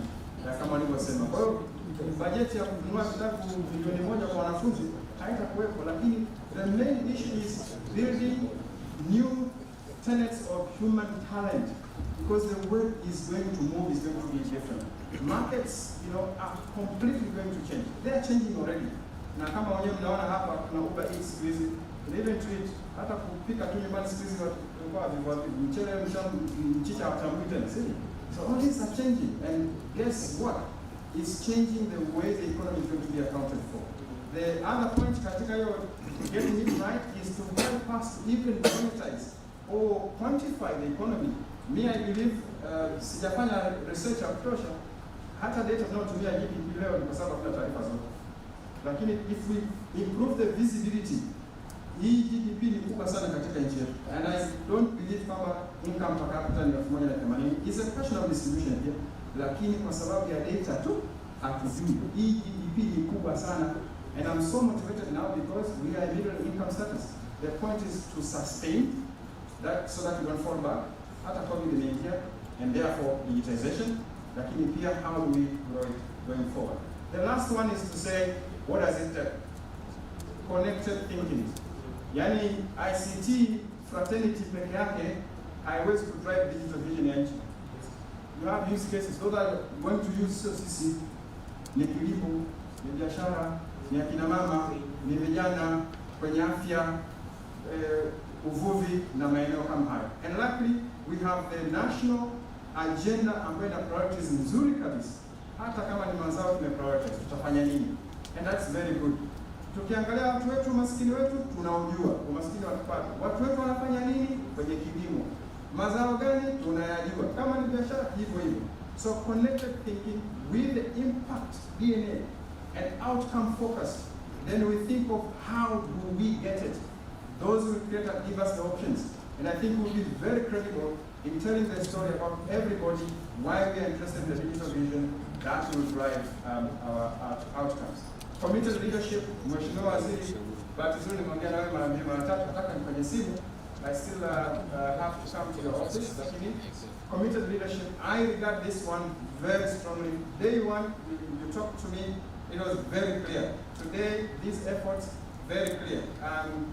The commitment you are making in the 5-year development plan that we see today in ICT, the technology is very clear. Kwa hiyo, this is a commitment that we need, and only that our stakeholders have to utilize this opportunity so that we can actually benefit out of that. Resource mobilization is not only about money, it requires serious thinking. So your time, your brains, na nimefurahi sana Mheshimiwa Waziri kusema semeni nataka nisikie, I'm more in the listening mode. It is this kind of spirit, this kind of DNA that will take us very far. And with this few, I've done more than 10 minutes, I've rattled you through.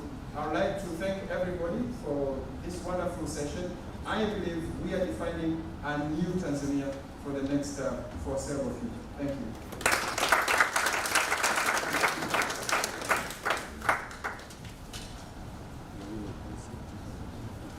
Thank you, Mr. Kevin from FST.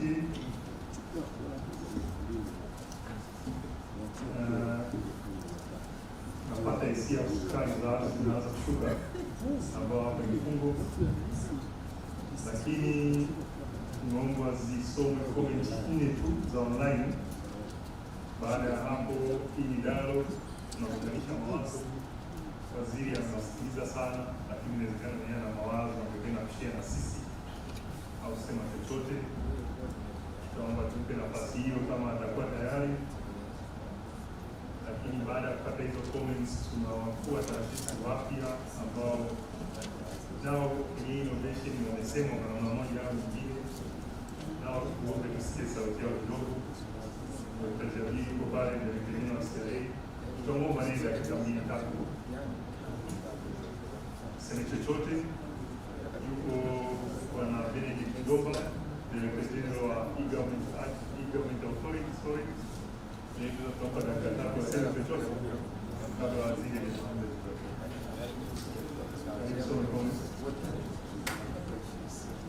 Hapo tunakaribisha mkuu wa CRA kama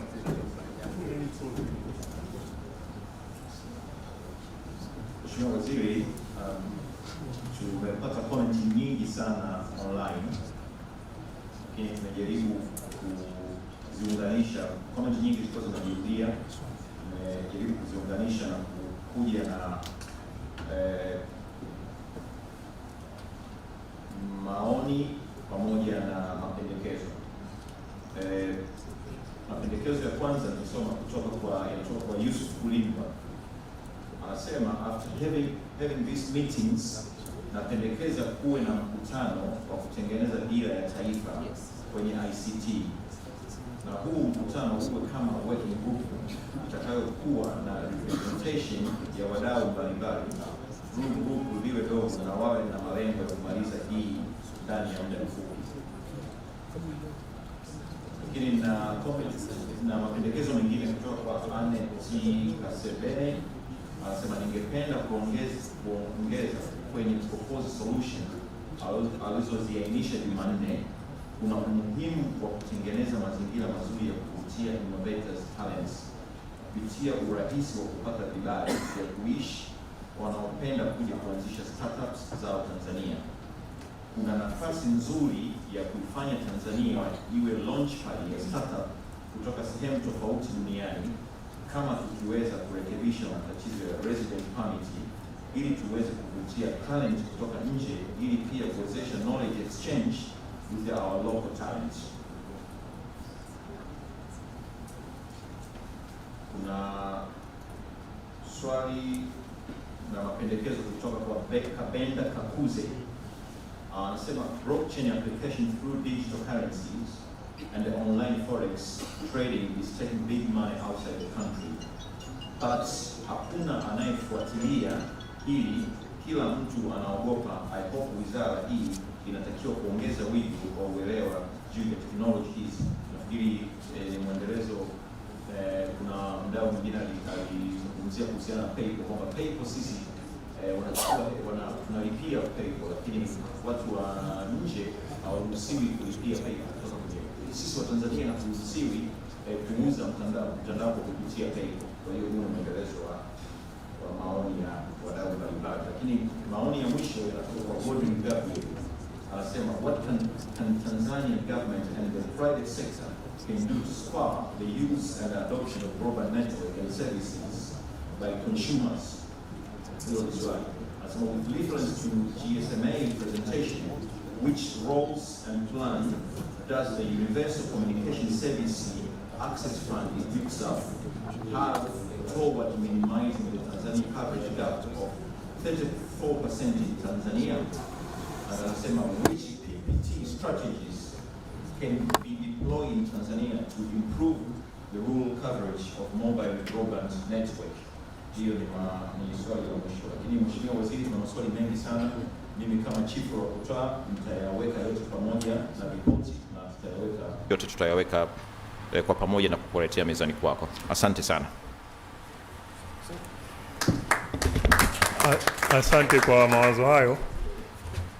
Nilisema baadaye tutamkaribisha Mheshimiwa Waziri naye ashare mawazo yake, lakini kabla ya kufikia hapo, kuna mjumbe mmoja alisema tusije tukakutana mwakani tukawa tunazungumza tu tena. We need some issues ambazo tukutana mwakani. Tunasema tuliongea mwaka jana hivi, leo tumefikia hapa. Sasa hilo limekuwa taken into seriousness. Sasa meza kuu kiongoza Mheshimiwa Waziri wanataka wakati watu mkichangia tutoke na actionable issues ambazo tukija hapa mwakani tunaweza kuzipima. Kwamba tulikaa siku ile tukasema serikali ifanye 1, 2, 3, tukakubaliana ili hapa tukija is it on progress or completed or whatever, tikti tunamaliza. Sisi nimeeleka jamani. Kwa hiyo wakati kuna wazungumzaji wawili watatu wanamalizia, naomba hizo key actionable points ziweze kuwa taken on board. Sijui kama unayo iandike ili tuichukue vizuri, tuicapture. Anataka kabla hajaongea zisikie, ziwepo mezani kwake, ili isiwe ni mkutano sasa tunamaliza hivi. Sijui nimeeleka vizuri zaidi. Nitatoa nafasi mbili kwa wakurugenzi wakuu wawili pale wakati hizo action point zinaandaliwa. Najua watu wa innovation wanazo issue zao, lakini kuna meza ile pale masuala ya broadband kuna nyuma kule issues za academia. Sasa mikono ndio inaibuka. Naomba nianze na meza mbili wakati na coordinate issues zingine kule. Karibu Mr. Mulamula. Lakini nashukuru tunakoelekea sasa, hii tuelekee mwisho, tunaomba mnaozungumza sasa hivi zielekee kwenye what are the issues we want to do. Tusiende tena kwenye mijadala hapa na pale.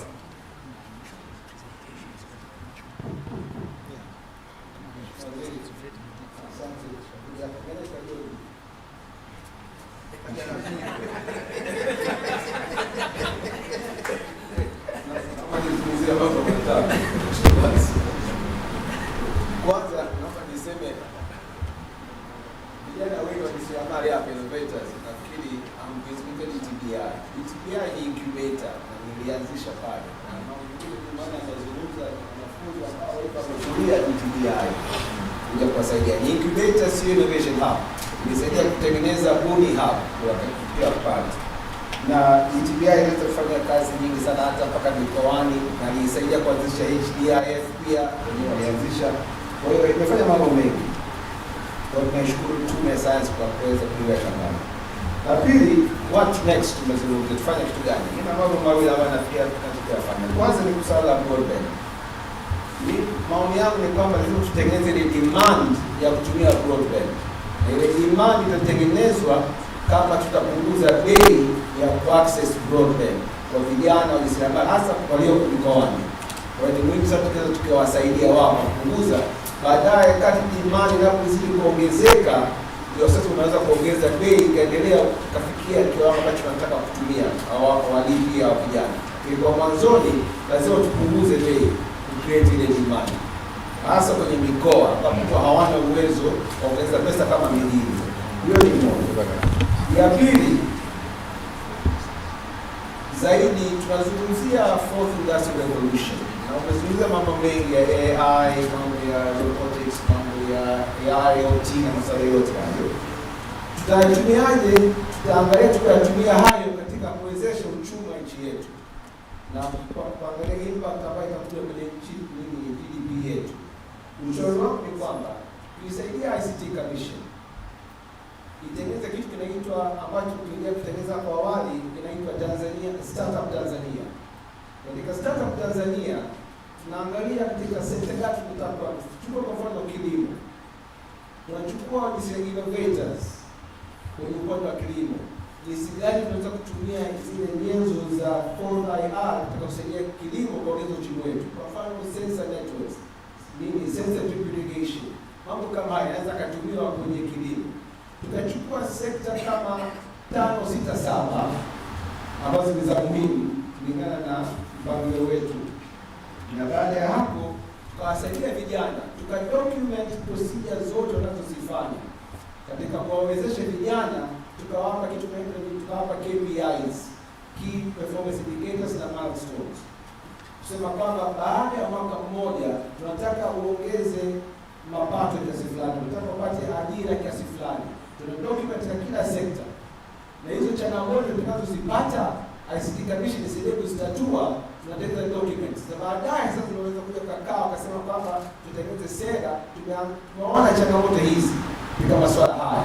Kwa tunaomba TRA, tunaomba TCRA, tunaomba Wizara ya Afya, tunaomba Wizara ya Fedha iangalia vifaa hivi kutokana na changamoto tulizozipitia, lakini katika changamoto tunaweza kuzitatua na kutengeneza fedha kiasi fulani, ajira kiasi fulani, kilimo kiliongezeka cha ufanisi zaidi.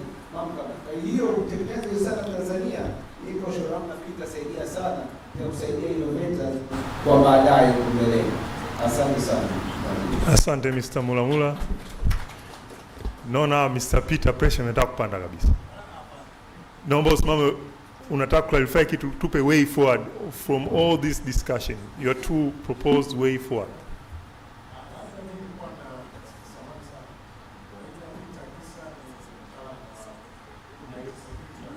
Your mic, please.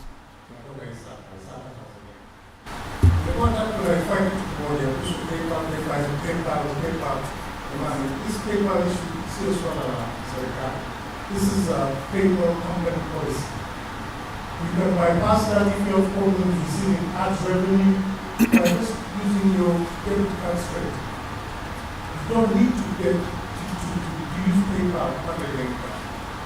But you'll have to, when you're going to go, you'll give you a number. So PayPal is not an issue. There are ways to bypass that PayPal ad revenue yourself. Asante, huna way forward yote? Hapana. Dada Halima, you have an issue but put it in a way forward now, what should you do?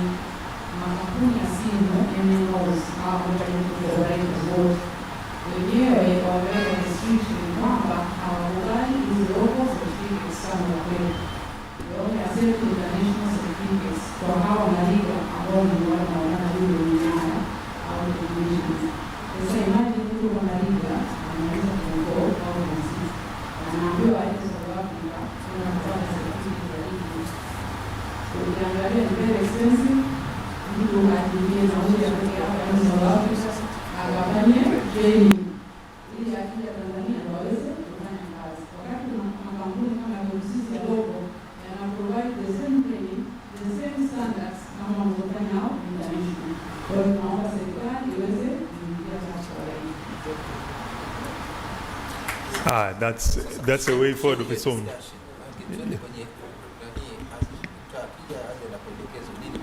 Yes. Your environment. Way forward.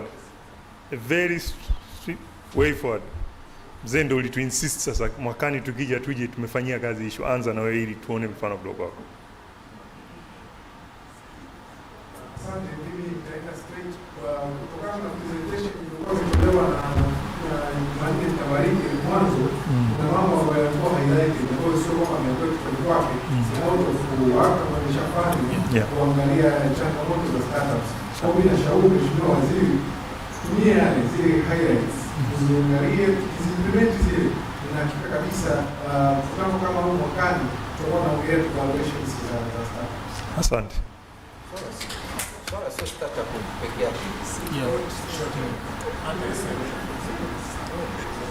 Tuko hapa kwa ajili ya it's all about business and ICT impacting the business sector Tanzania. Kwa hiyo startup can be part of it, but nadhani tutaangalia kwenye ukubwa wake pia. So that's an insight.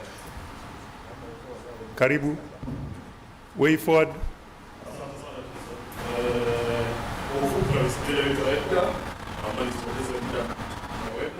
Lakini nadhani wote tunakubaliana kwamba kwa yote ambayo yameongeleka hapa, tatizo mama iko kwenye regulations.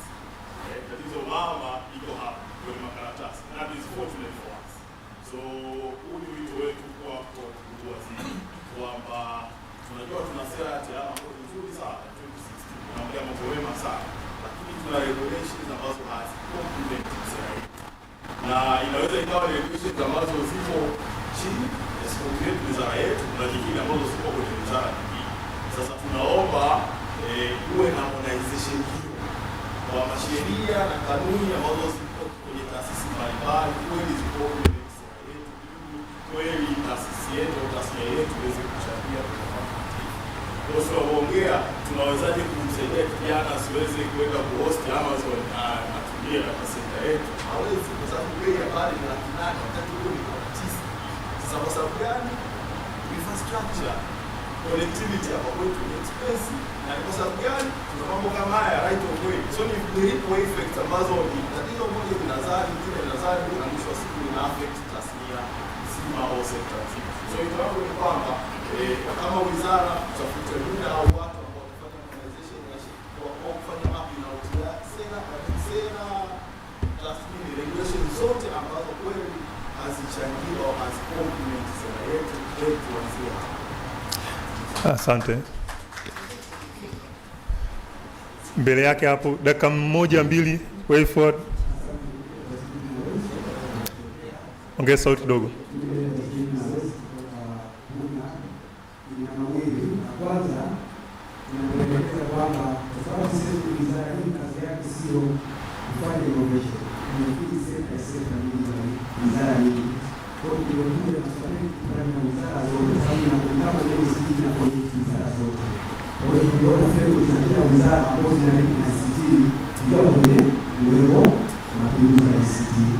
Alafu hivi tunapoongelea ICT kuhusu hasa kubaki internet, service access na affordability.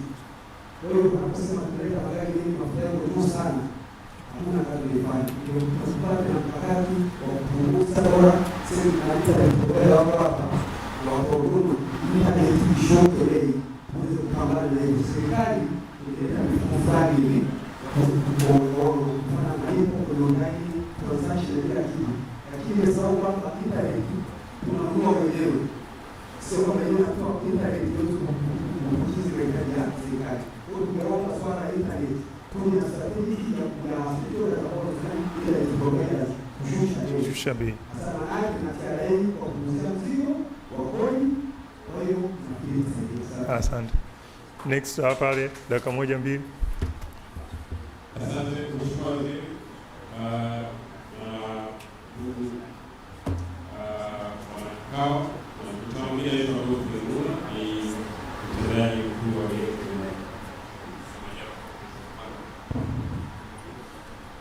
bila kutokea kwenye vile kisema. Mheshimiwa Waziri, na sababu ni resolution sitaongelea kwa ndani, ningependekeza yafuatayo.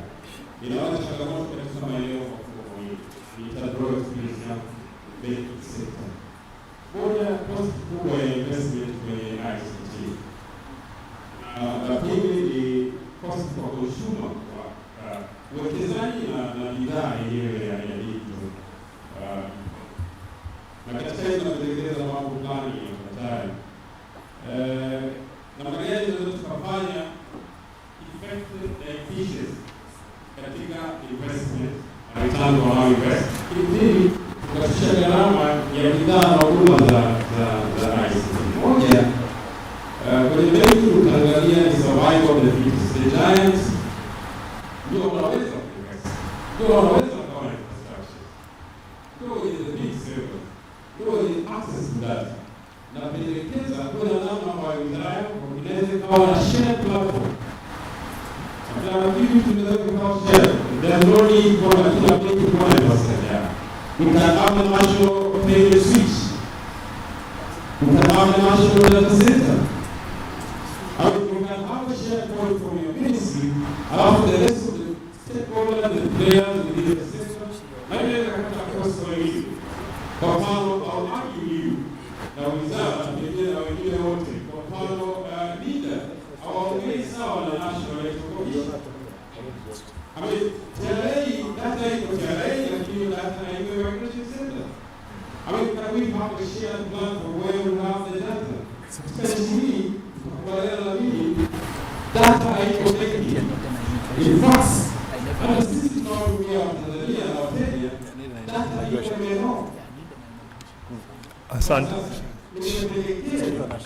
Utapata data nyingi bora kwa natibu kuliko unaweza kupata data migration au anywhere in the government, because kwa sababu ya elimu za technology na namna ambavyo tunapata wateja kwenye KYC. Au hadi kama tungekuwa na namna ambayo we have a national center where every player has access to data. Na pia kwa mzee wangu na mwisho, that is everything. Na pia haikuhusu sana, lakini kwenye digital economy is on data. Inaitwa data monetization. And we don't move forward how we don't have access, because when you're talking about digital economy, you're talking about a piece of information which is called data. That I think it's traversing data with the number, with the value, with age, with sex, with profession. That's what you're doing. Those are the data analysis and big data technology. But when you take like you need to have it first. But when you take it, I'm drawing this from the banking point of view. When a number of players work and have a shared platform, so what is the cost of that? Now, not everyone can equal us to a part of that. Banks in the growth. Yeah? Asante. So it is a bit, it's a task, maybe come and take away from the ministry, after that, I'm going to have a shared platform. To liberate the cost investment, lakini pia kupunguza gharama. Unapofanya pia hivyo, unapunguza ulaji, gharama yake inakuwa nafuu zaidi. Asante sana. Kuna mikono miwili kule imenyosha muda mrefu. Way forward please. 1-2 minutes, way forward.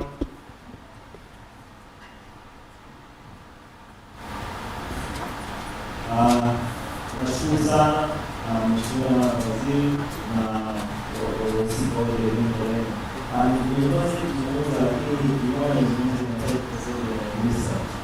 Mheshimiwa Waziri, huu ni muda mwafaka zaidi kwa sisi vijana Tanzania kuweza kutoboa na kuweza tutoboe sasa. Tunataka tutoboe sasa, tupe way forward.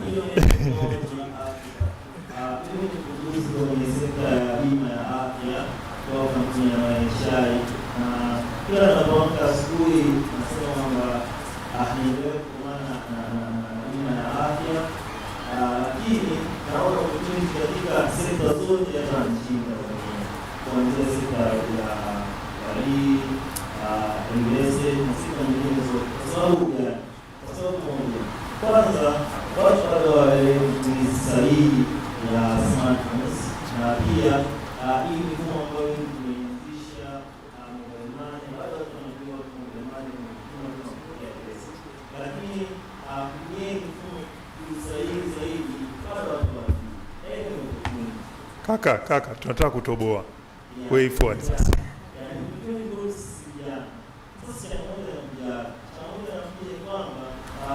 Watu ambao wanaelewa mifumo zaidi ni vijana. Nikisema vijana especially vijana kuanzia miaka 17 mpaka miaka 30. Na nadhani kwa ambao wamefika miaka 30 sasa kama wanaelewa vizuri kwa sababu hawasa hivi kuangalia TV ni kujua kama siwezi kutengeneza vizuri zile channels. Lakini changamoto inakuja sheria ambazo zinakuwa zimelenga kijana kuanzisha makampuni na kuweza kuoperate katika way forward. Tufanyeje sasa? Zinakuwa mengi sana sasa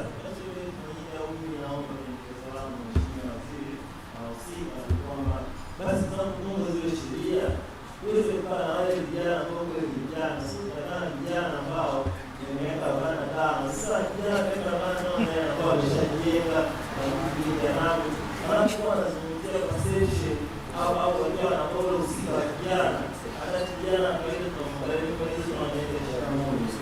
Sawa. Asante. Using the right people with the right skills. Haya. Next.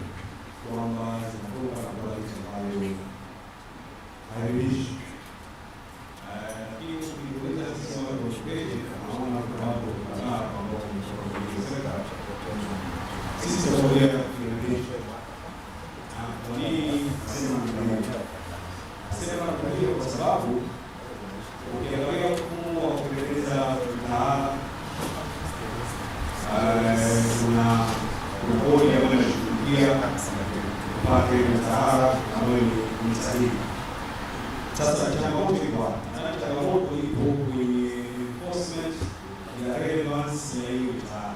Tufanyeje sasa? Kwa hiyo ili kwa shauri tuko kwenye session ya tufanyeje? Yes.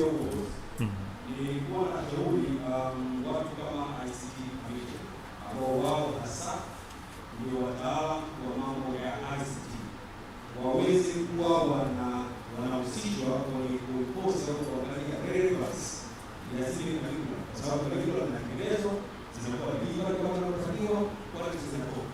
Kwa hiyo katikati hapo kuna loose end. Kwa hiyo ICT Commission au na bodi nyingine yote iweze kuchip in kwa ajili ya kuangalia relevance na quality ya hiyo mitaala. Sawa, asante.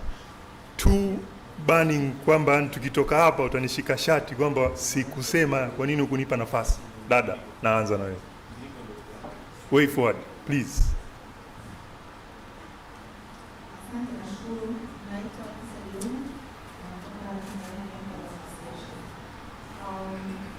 Kwanza nashukuru kwa hii platform, lakini kwa sababu kwenye way forward naomba nisongeze na mambo mawili ya kusisitiza.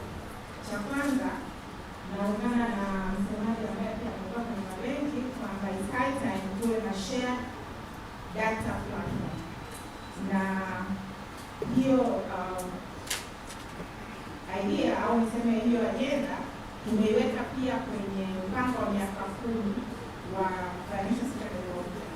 Kwa hiyo ni common requirement for all subsectors the financial sector ili kuachieve what we want to achieve in the next 10 years. Kwa hiyo tunaomba waziri hilo usaidie katika hilo. Lakini la pili, nahisi ili la pili halikufanyika mapema kwa sababu hakukuwa na proper ownership ya nani asimamie hiyo agenda. Like 2 years ago tulipendekeza kuwe na think tank ambayo ita drive the national digital vision. Sasa tunashukuru kwamba wizara imeanzishwa na naamini kwamba waziri that will be your baby. Tunaomba kama itakuwa itawezekana fast tracking ya formation ya national think tank to drive the digital vision, ambayo sasa itasaidia kuchukua mawazo yote ambayo mnasikia leo hapa na kuona ni kipi tuanze nacho, na mengine katika yale leo yaongea pia yatainform kwenye hiyo strategy au mwelekeo ambao tuchukue kama nchi, na pia ninaamini itakuwa na uwakilishi. Kwa hiyo kila liloongelewa hapa litapewa uzito wake, kipi kianze, kipi kitafuata. Nashukuru. Asante. Ya mwisho sasa. Ya mwisho kabisa kule nyuma, afu tumalizie na huku mbele.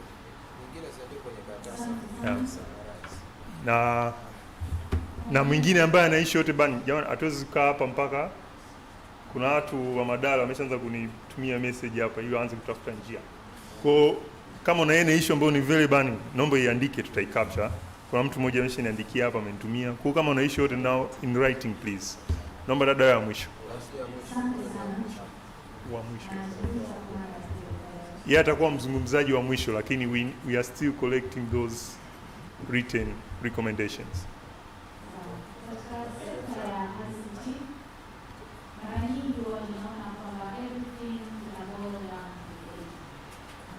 Kwenye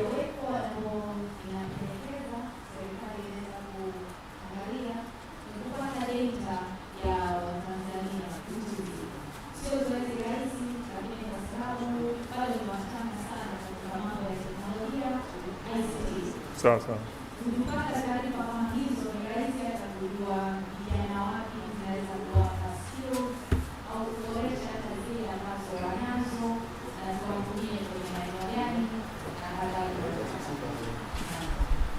Asante sana dada. Kwa muda huu karibishe Dr. Jabir Bakari seme mawili matatu for 1 minute or 2. Then tamkaribisha bwana Benedict Ndomba, mkurugenzi mkuu wa EGA, na aseme chochote. Ametoka kidogo Costec lakini atakuja. Karibu.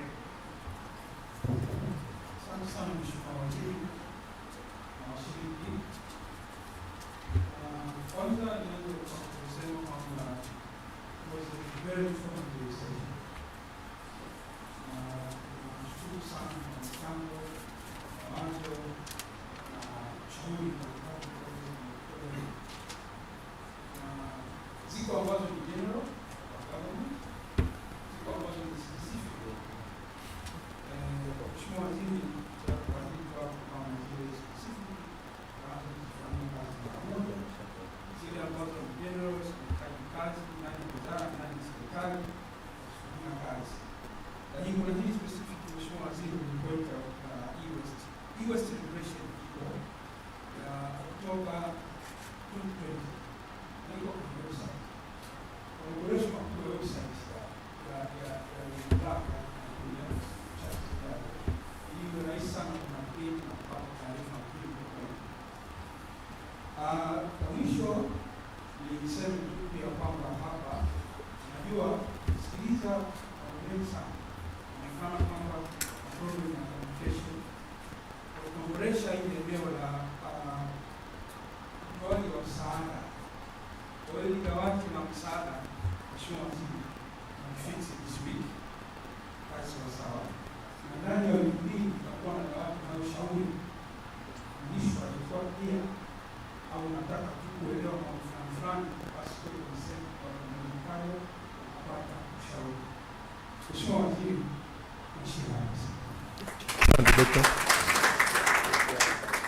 Karibu Mr. Ndomba. Na baada ya hapo Dr. Nungu karibu na dakika moja mbili tazungumze chochote. Sawa.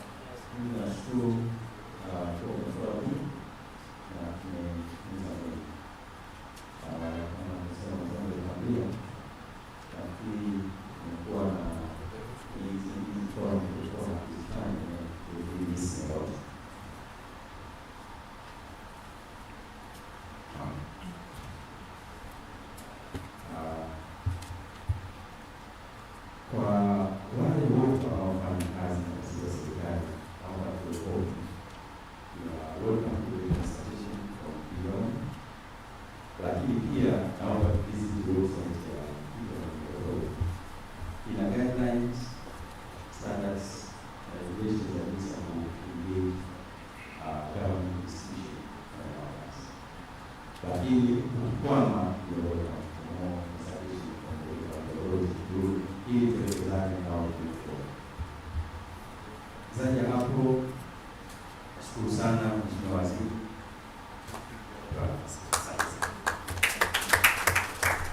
Karibu Dr. Nungu.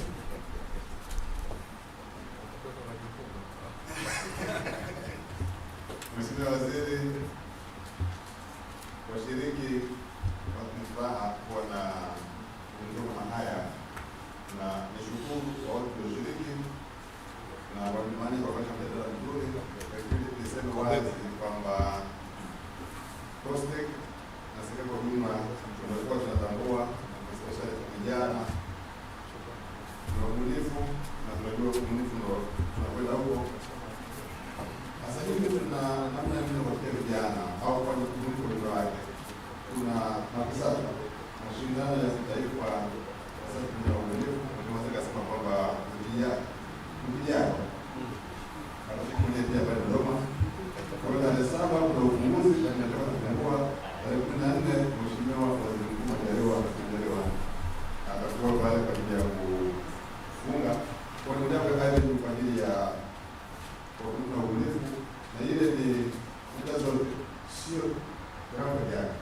Lakini pili, tumekuwa na hii tunasema innovation week, kuja ubunifu. Kwa hiyo kama tunataka tunafanya COSTECH na IDF na nyingine njia nyingine ya kutaka hawa kwa ubunifu pia tunaendelea kuboresha, tunapokea mawazo na kuboresha, lakini tunadhani kwamba tehama ni pesa hiyo, lakini ubunifu tunasema unakata kozi yote. Karibuni sana kushiriki, lakini pia kwa kuboresha na kwa mjadala. Karibu sana. Asante sana. Naendelea kupokea karatasi nyingi hapa, kama unazo please, wenzetu nao wanapita kule, tuzipokee zote tukazifanyie kazi. Tukiendelea kuongea tutatoka, najua mambo yako mengi. Nimkaribishe TNBC mawili matatu.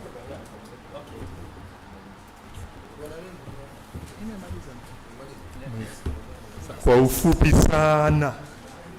Asante sana moderator. Labda mimi niseme tu vitu ambavyo tumeviona katika discussion yetu, japo nilikuwa natoka kidogo.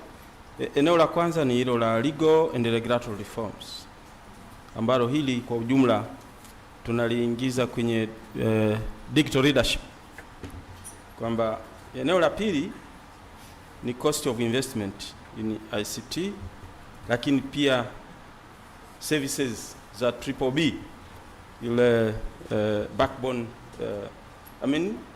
broadband backbone services, pamoja na taxation na cost zote ambazo zinaingia kwenye ICT au tehama kwa ujumla. Lakini eneo la tatu ni application ya ICT katika kutap au ku-unlock hizi natural resources ambazo tunazo katika ku-enhance digital economy, lakini na productivity. Eneo la nne, Mheshimiwa Waziri, ni kuhusu startups. Kuna mambo mengi yameongelewa katika hilo eneo la startups. Na eneo la tano ni mambo ya data. How can we share the data? Kila mwenye data tuhakikishe kwamba inakuwa sehemu moja ili tuweze kushare ili tuweze sasa kuwa na big data kwa ajili ya analysis ambayo iko kuinform decision zote. Lakini eneo la 6, Mheshimiwa Waziri, ni national platforms au hizi infrastructure, speed yake, quality yake ziweje. Na eneo la 7, Mheshimiwa Waziri, ni mambo ya skills development, maana education system yetu ikoje, internship practicals ikoje. Lakini eneo la 8 pia, Mheshimiwa Waziri, ni R&D kwa ajili ya technological innovations. Kwa hiyo hapo tunaangalia ile trinity ya innovation kwamba leo kuna academy, kuna industry, lakini pia kuna government. Sasa how can we forge that trinity na kuhakikisha kwamba inafanya kazi katika aspect ya R&D for technological innovation. Eneo la 9, Mheshimiwa Waziri, japo linahusiana na ile application ni hili la kuestablish help desk at all levels of the economy, yani katika level zote tuwe na help desk. Tusiwe na help desk tu labda Dar es Salaam, labda Iga kama hana ofisi zingine mikoani au wilayani, basi tuwe na help desk katika maeneo yote ili ku enhance application ya digital solutions katika ku improve competitiveness ya economy yetu.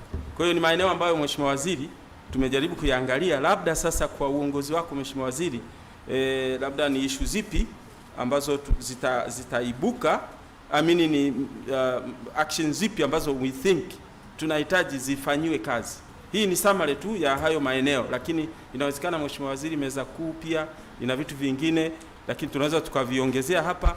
Lakini sasa kinachotakiwa hapa tupate sasa actions within these areas. Ni kitu gani tuje nacho, na hatutegemee, hatusubiri mwaka kama alivyosema mkurugenzi wa IGA kwamba kuna vitu vingine vinahitaji tu immediate solution, kufanyiwa kazi haraka sana iwezekanavyo.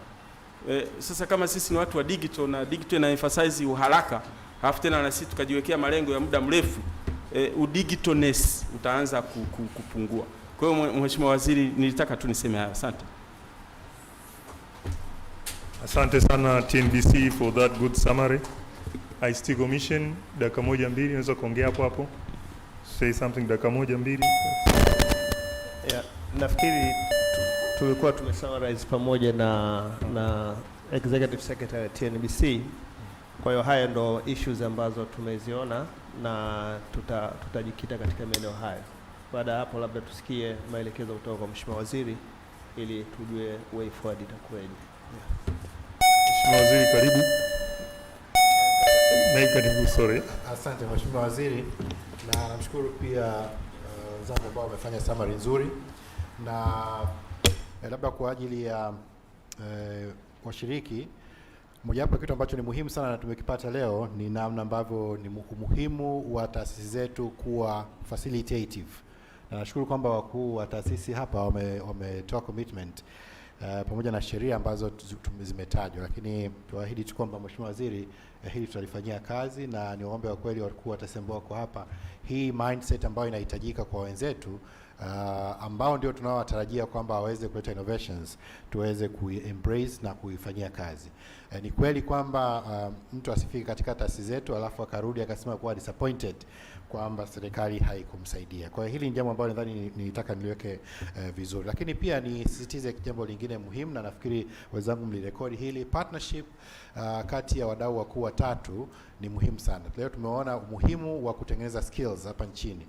Kwa maana hiyo ni muhimu sana kuwa na partnership kati ya academia, serikali, lakini pia vile vile na practice and private sector. Bila kuwa na hiyo exchange ya knowledge na information ni kitu ambacho ni hakitawezekana kutujenga sana tunakoelekea. Eneo la tatu ambalo nadhani ni muhimu niliweze kulifafanua na kuliemphasize na tulichukue hili wenzangu serikalini, ni muhimu wa knowledge management. Tumepata hapa umuhimu wa kuwa na data sharing. Lakini vile vile data ikiwa interpreted na cases zikawekwa vizuri ni jambo ambalo ni muhimu sana kwa ajili ya learning society. Kwa ni muhimu sana kuangalia swala la knowledge management, hilo vile vile likiwekwa pamoja na swala la utafiti, research. Nimepata jambo lingine muhimu, na nafikiri Mheshimiwa Waziri, hili ni moja wapo mambo ambayo umekuwa ukiasitiza, swala la kuwa na think tank ya nchi kuhusiana na masuala ya tehama, innovations, masuala ya learning and unlearning ni mambo ambayo ni muhimu sana. Katika hili Mheshimiwa Waziri, bahati nzuri tuna ICT Commission.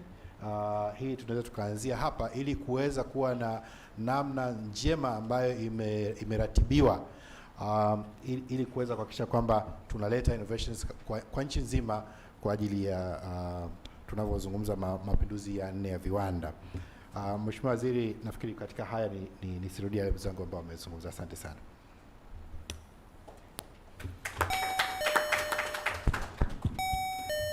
Habari za mchana. Niliwaahidi kwamba mimi nitakuwa msikilizaji sana siku ya leo, na nimekuwa msikilizaji. Nilikuwa naandika notes na nilikuwa naendelea kujifunza, na naamini kwamba forum ya leo imekuwa ni ya manufaa makubwa sana kwangu mimi, kwa wenzangu ndani ya serikali, lakini imekuwa na manufaa kwenu nyinyi kama wadau. Nadhani na nyinyi mmepata kufahamiana. Kuna walikuwa na watu wa kada mbalimbali. Tumeona presentation mbalimbali na zimekuwa za mafunzo makubwa sana, na tulikuwa natamani sana hata hizo presentation nazo tukazipata ili kwa kupata urahisi wa rejea katika follow up zetu. Mimi niwashukuru sana wote waliotusaidia kuandaa forum yetu ya leo na wote waliochangia maoni yao na mawazo mazuri kabisa. Na niwashukuru wote ambao wamechangia the way forward. Kuna mawazo mazuri tumeyaona, na mimi natamani, huwa mara nyingi huwa napenda niwe ni mtu wa action. Sipendi kwamba jambo tumeliongea leo alafu tena tunakuja kukutana tena bado tuko pale pale. Kwa hiyo huwa nasema, huwa najipanga kabla sijapangwa. Kwa hiyo na mimi natumaini sasa na wenzangu tutaenda kujipanga vizuri ndani ya serikali ili na sisi tuweze kwenda vizuri. Kuna issues ambazo nilisema kwamba ni za legal, regulatory, zinahusu masuala ya taxes, institutional. Sasa niwaombe sana taasisi zetu za serikali ambazo tulishiriki kikao hichi, kila mmoja hachukue yale ambayo yanamuona yanafaa na muanze kuyafanyia kazi. Lakini na nyinyi niwaombe kama wadau, especially startup, niliona kwamba kuna mambo mengi sana ambayo mnadhani tunahitaji tuyafanyie kazi. Kwa hiyo leteni na nyinyi mapendekezo yenu katika ofisi yangu. The sooner that you do that, the faster na sisi tutaanza kuzifanyia kazi. Kwa hiyo zile vitu ambavyo mnaona mna vikwazo vinavyohitajika tulifanyie kazi, tuleteni. Na kwa startups hiyo kupitia chama chenu Jumanne Mtambalike, ningependa tena na nyinyi nikutane na nyinyi kama nyinyi. Tukae tuongee yale ya kwenu sasa. Tutakuwa na separate forum. Tutakaa tuongee kwa sababu sasa itakuwa ni mahususi kwenu. Tuweze kuyachakata kwa undani zaidi yale issue zenu. Na hiyo ningependa itokee mapema iwezekanavyo. Kwa hiyo watu wangu wahusika na naibu katibu mkuu na timu yangu as soon as possible. Kwa hiyo tu arrange hiyo forum, tuje tukae, tuje tuongelee haya mambo ya sandboxes nini na nini, tuwaite na hao wadau kama ni benki kuu, TRA, BRELA, nani wote tuwaite mezani. Tufungiane tutoke na jambo. Kwa sababu mmeongea vizuri, mambo ya startups hayawezi kawa ni tofauti na makampuni haya mengine. Ukienda kwa hiyo startup ni waelewa wangu ni kwamba unatengeneza ili uuze. So utengeneze ili wajukuu waje warithi. Na nini nimeelewa. Kwa hiyo lazima thinking yake lazima twende nayo tofauti kidogo. We need to create that thinking. Ndugu zangu, singie msituone hivi na sisi huko ndani hatujaelewa. Simeelewa vizuri. Kwa hiyo na sisi mnahitaji na sisi mtuite tuelimishe. Kwa hiyo maana yake kwamba taasisi ambazo zinahusika, BRELA, DOT, TRA, nani, sisi wote tukae katika forum, tukae na hawa tukiwa na issue zao, tuongee, tukubaliane. Nadhani wote tumeshasikia spirit ya Mheshimiwa Rais wapi anataka kwenda.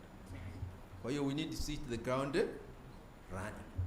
Kwa hiyo hili nilikuwa nafikiri kwamba ni eneo ambalo tunahitaji. Na kuna wadau wengine wana changamoto ndogo tu. Kama hao wengine wanafanya training za watu wanakupanda kusimika minara. Those are minor issues. Si ndio? Those are minor issues. Sisi serikali tukiorganize, nani anakataa? si ndio? Hiyo swala la ICT Commission tunamaliza hilo, kwa sababu moja ya jambo ambalo katika miongozo yetu tumesema tunaenda kusajili professionals. Nikawaelekeza tuende zabali tusajili mpaka trainings, si ndio? Tusajili training. Tukishasema hii training inafaa sisi kwa Watanzania, hamna mtu mwingine kuja kukataa, lazima atii matakwa ya nchi yetu. Kwa hiyo we have moved beyond that. Sasa we have moved beyond that, nadhani na hiyo na nini nimeipitia ndani ya muda mfupi, mniletee design tuanze kuitumia. Tuanze kuitumia hiyo mwongozo. Nimeupitia majuzi, nimemaliza, it's just minor typographical corrections. Ndani ya muda mfupi, nadhani even 2 weeks naweza tukaisign ikawa sasa ni mwongozo, utaratibu mwingine uweze kuendelea. Swala la TCRA mmesikika, na ili TCRA ni ndugu zangu, tunaenda kufanya reform za TCRA. TCRA sasa iwe ni mlezi na mdhibiti badala kuwa polisi wa sekta.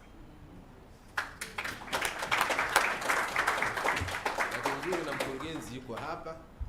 Sisi kama viongozi tumeshaanza kuseti hiyo tone. Nadhani na wenzangu watanielewa. Tunataka TCRA ambaye ni mlezi, ananenda kunurture, si ndio? Na kuprotect. Sifa yangu mimi kama waziri ni jinsi gani tulihakikisha sekta ya mawasiliano imekuwa. Sio kiasi gani na idadi za faini tumepiga nchi hii. Tunataka tutoke. Kwa hiyo tunataka tuweke mifumo mizuri, hizi sectors grow, zilete ajira, zilete mapato. We are strangulating these sectors kwa kupiga mafaini ambayo wengine ni kwenda kumwelekeza tu. Natakia silete financial report, file fine milioni 10. Sio hujafanya hichi fine. Tunataka tutoke. Tunataka tuzilee. Na katika waziri wangu, that's where the direction that I want to pursue. Kwa hiyo maelekezo ambayo natoa na TCRA mkasikia ni haya mengine. Nendeni mkaangalie hizo license. Mimi mwenyewe mpaka leo sijaelewa hizo license ziko ngapi. Mtu mmoja ana leseni 4. Why? Si ndio? Why? Yaani mtu mmoja anakuwa na leseni. Sasa hebu kwa nini twende tukaangalie TCRA? Kwa nini tusiwe na tupunguze wigo wa leseni hizi? Atuangazie na hizo tozo nyingine ambazo tunazo tozo. Let's promote creativity. Let's promote investment. Na sisi tusiwe ni kikwazo cha uwekezaji. Na katika ile eneo TCRA nitakuwa mkali sana. Nadhani mmeanza kuniona. Katika hili kwa kweli siwezi nikalivumilia. Kwa hiyo zile mambo ambayo yako ndani ya wizara yangu au deal with them. Yale ambayo yako katika wizara nyingine hizo tutaenda kukaa na dialogue. Lakini uzuri tumeshaanza kufanya ndani ya serikali pamoja na mapitio mambo mengine. Hiyo right of way nayo tunaifanyia kazi ndugu zangu. Hiyo tunaifanyia kazi. We are shooting ourselves on the foot kwa sababu dola 1000 wakati nchi nyingine hapa jirani haulipi. Most nyingine ni just $100. Investment hizi za serikali. Tunataka tukimbizane na mkongo. Alafu sisi wenyewe tunajichaji hela nyingi kubwa. Hatuna sababu. Kwa hiyo kazi hiyo tulishaikabidhi na wameshaianza na wanafanya hiyo kazi. Kupitia serikali ni kupunguza hizo fees na tozo zingine na kujenga uelewa ili sasa tuweze kwenda vizuri zaidi. Tuna data is a big thing. Na huko ndio data huko mbele tunapokwenda ndio wanasema is the new gold. Si ndio? There is the new oil. Kwa hiyo na sisi kama serikali tunaliona hilo. Tunahitaji sasa tuondoe tu rasimu wa masuala ya data. Tunaendelea kuongea hiyo mambo shilingi per click shilingi 500 na tunataka kuongea. Si ndio? Lakini tuweke mifumo yetu iweze kukaa na kuongea hii. Nalo tunalifanyia kazi. Lakini we are coming up na sheria. Lazima niwaambie tunakuja na sheria ya data privacy na data protection. Hiyo inakuja, tumeshaanza mchakato. Tumeanza kupeleka sasa katika mifumo yake na tutawashirikisheni. Kwa sababu tunataka sasa huko mbele ya safari sisi tunachekelea kwamba Facebook tunapata bure, tunapata Twitter bure, lakini kuna watu wanatengeneza kule. Si ndio? Na sisi lengo letu wengine wanashindwa kutuelewa. Sisi hatutaki kumtax the end user. Sisi tunataka tudili na wale. Si ndio? Lazima tuende tukadili na wao. Ukimwongezea kodi huyu mlala hoi hapo unamuonea tu. unamuonea. Kwa hiyo sisi tunataka kuweka mifumo mizuri ya data protection. Kwa hiyo sheria tutakuja nayo, lengo ni kumlinda mwananchi huyu na taarifa zake, lakini kuweka mifumo ya usimamizi wa taarifa hizi. Kila taasisi inakusanya taarifa kule, tunazilinda namna gani, tunazitumia namna gani, nani anazisimamia kule. Lengo letu sio kwenda kufufisha uhuru wa habari wala mawasiliano. That's not our aim. Lengo ni kuhakikisha kwamba tunamlinda mtumiaji katika hii digital era ambayo na sisi tunakwenda nayo, na hili nilitaka niliseme. ICT Commission kajipange vizuri, hakikisha sasa hizo masuala tulishafanya skill set mapping. Sasa twende hatua mbali zaidi ya kuhakikisha sasa tunaanza kuformulate haya mahitaji ya nini ambacho tunahitajika, shirikiana na wadau wao, masuala ya soft centers zile tuzifanyie kazi. Na mimi niwaombe COSTECH mko hapa, tushirikiana sana kwa karibu hapa. We need to identify, nilishasema haya, tulikuwa nataka national ICT agenda. Lazima tujue kila sector our priorities ni nini. We need to define it. Na tuanze kuziengage hizo sector husika kuhakikisha kwamba nazo tunakwenda mbele. Nimeridhia ili swala la kuwa na think tank, na mimi tunahitaji tuwe na independent forum ya watu ambao nao watakuwa wanatushauri ndani ya wizara. Tutaenda kuboresha ICT Commission yangu, hiyo ni wajibu wangu, lakini tunahitaji na watu wengine wa nje. Na mimi niwaambieni ndugu zangu, nimeweza kukacha kwa muda mfupi kwa sababu na mimi nimeshirikisha watu wengi sana. Huyo mzee anaingia hapa, nishaongea naye sana, tumeongea akanisaidia sana. Wengi wenu wengine niliwapigia simu wakati ule nimeingia tu ndani ya wizara, nikawapigia simu. Si ndio bwana mkubwa? Niliwapigia simu, nikaongea nao mambo ya financial deepening na nini, nikaongea nao. Huyu bwana mkubwa nishaongea naye. Na mzee mtu mmoja, labda niseme hapa leo, sijawahi kulisema kwingine. Kuna mzee mmoja naye nilimtafuta, nikakaa nikaongea naye. Alinipa lecture ya 1 hour. Ile ilikuwa ni zaidi ya PhD thesis, marehemu Beno Ndulu. 3 weeks before he died, I met him. We talked. Na akanifundisha mambo mengi sana. Kwa hiyo hawa watu wengine wa pembeni hawa nao wana mchango wao, na kila mmoja wenu ana mchango katika hili, na sisi tutakuwa ni wasikivu sana. Kwa hiyo mtu yoyote, taasisi yoyote, individually au collective, mwenye jambo lao tuje. Sasa ndugu zangu, mimi have open door policy. Nimeanza na nyie TSA kwa sababu nimeona kwamba mna mambo mengi. TISPA tushawahi kukutana, hamjaleta tu mambo yenu. Kwa hiyo tunakutana na forums mbalimbali. Kwa hiyo hili tuendelea kuifanya. Swala la digital economy strategy tulishalitolea maelekezo, na mimi linakwenda. Ilikuwa mwanzoni sehemu ambayo sio stahili, nimelielekeza lirudi katika sehemu stahiki. Kwa hiyo mhusika mkuu ni huya. Kwa hiyo huya. Kwa hiyo mwenye wazo lake na nini tulilete pale. Nataka nione nalo hiyo document tunaanza kuiandaa ili sasa tuishape up kwa ajili ya kuhakikisha kwamba na sisi tunakwenda sawa sawa. Na tunakwenda na haya mambo mengine, frameworks nyingine ambazo tutakuwa tunazihitaji, lakini natamani vile inawezekana kwa mwaka huu tumechelewa, lakini yale mambo ya tax reforms tunahitaji tupate muda wa kutosha tukaelewa. Sawa? Yanahitaji mwaka, maana nikiwaambia kwamba tutaingiza katika bajeti ndawadanganyeni. Tunahitaji tuangalie comprehensively, tufanye proper studies, tuangalie tozo na kodi ambazo tunazo kwenye sekta zetu, zipi tunaweza tukazipunguza, zipi tunaweza tukazimaintain, na tufanye nini ili sasa tuongeze investment na kuhakikisha kwamba sekta zetu hizi za mawasiliano nazo zinakuwa. Kwa hiyo ndugu zangu, yapo mengi ya kusema, lakini mimi nimalizie kwa kusema kwamba tumeyapokea yote, na niwashukuru sana ICT Commission, niwashukuru sana TNBC, niwashukuru sana HDIF na wadau wengine wote ambao wameshiriki. Niwaambieni tu kwamba let's start a new beginning. Sawa?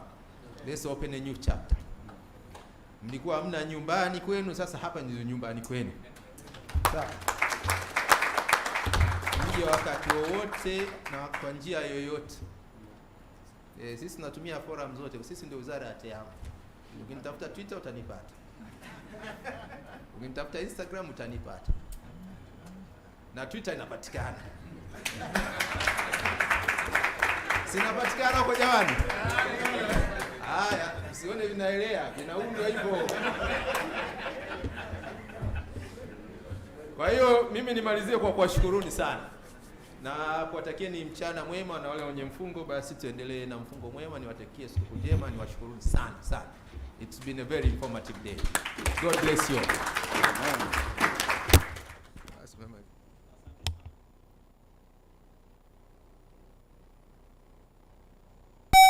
Okay. Labda nichukue pia nafasi hii kuwashukuru sana wenzetu wa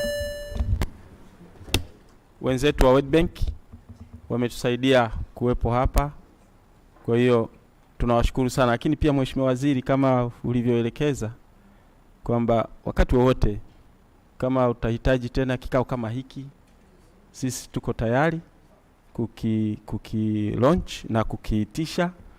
Na kwa hiyo labda jambo la kusisitiza kama ulivyosema Mheshimiwa Waziri kwamba wadau iweni tayari, mwendo ndio umeanza, na hii sekta kwa kweli tunategemea lead, yani katika uchumi wa nchi hii. Yani tunategemea ndio lead, yani hakuna kitu kingine ambacho sasa hivi kinapaswa kuzidi hii sekta ya tehama.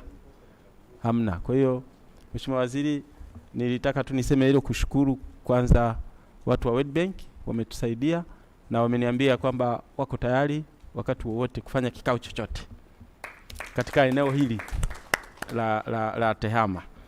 Na pia niseme tu kwamba kama utaona ni vyema na hizi issue zingine ambazo umeona unataka zianze kufanywa kazi, kama ukitaka kama kushirikisha TNBC, sisi tuko tayari wakati wote kushirikiana. Lakini kama ukiona ni issues ambazo unaweza kuzishughulikia, bado uko huru kabisa.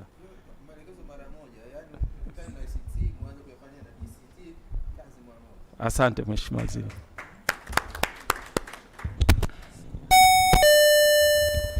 Asante Mheshimiwa Waziri, sasa ameshamaliza, hamna mengine. Tunashukuru kwa ujio wenu. Lunch, or I don't know how to call it, iko nje pale kwa ambao hawajafunga karibuni, lakini hata mliofunga mnaruhusiwa kufanyia taratibu kwa package kidogo. Samahani kidogo, huwa katika vikao vyetu hivi huwa tunamuomba mtu ajivolunteer mmoja wa kutoka private sector ili kutoa vote of thanks kwa Mheshimiwa Waziri kwa kazi nzuri aliyofanya. Na imani mtakuwa wengi sana. Na kwa nafasi hiyo nilikuwa nimpendelee mwanamke, labda Madam Tuse.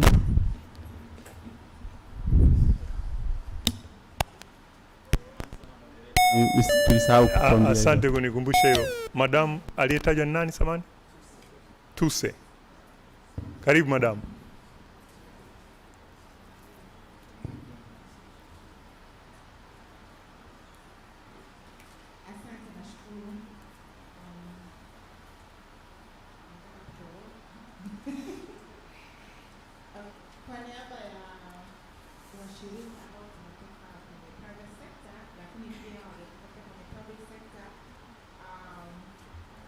Tunashukuru sana kwa hii platform.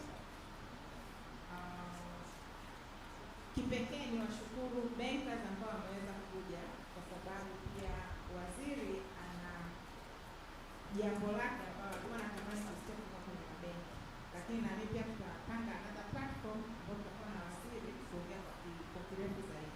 Lakini kipekee tunakushukuru waziri. Ni mara chache sana kuwa na kiongozi kwa level yako kuanzia mwanzo wa event mpaka wakati huu. Kwa hiyo naamini ni spirit ya kuonyesha utofauti in the digital world, kwamba we should be listening more na kuwa sehemu ya majadiliano mpaka mwisho, kwa sababu usingekuwepo kuna mengine inawezekana wangeripoti tofauti na ambavyo tumeongea. Kwa hiyo tunakushukuru sana, na pia tunaahidi kuendelea kushirikiana ili kwamba kwa pamoja tuende kwenye spidi ambayo tunaitamani kwa nchi yetu. Tumeshauri kwamba sasa inabidi tukimbie, hatuwezi kukaa wala kufanyaje, lakini tuko tayari kwenda pamoja. Nasema kazi iendelee.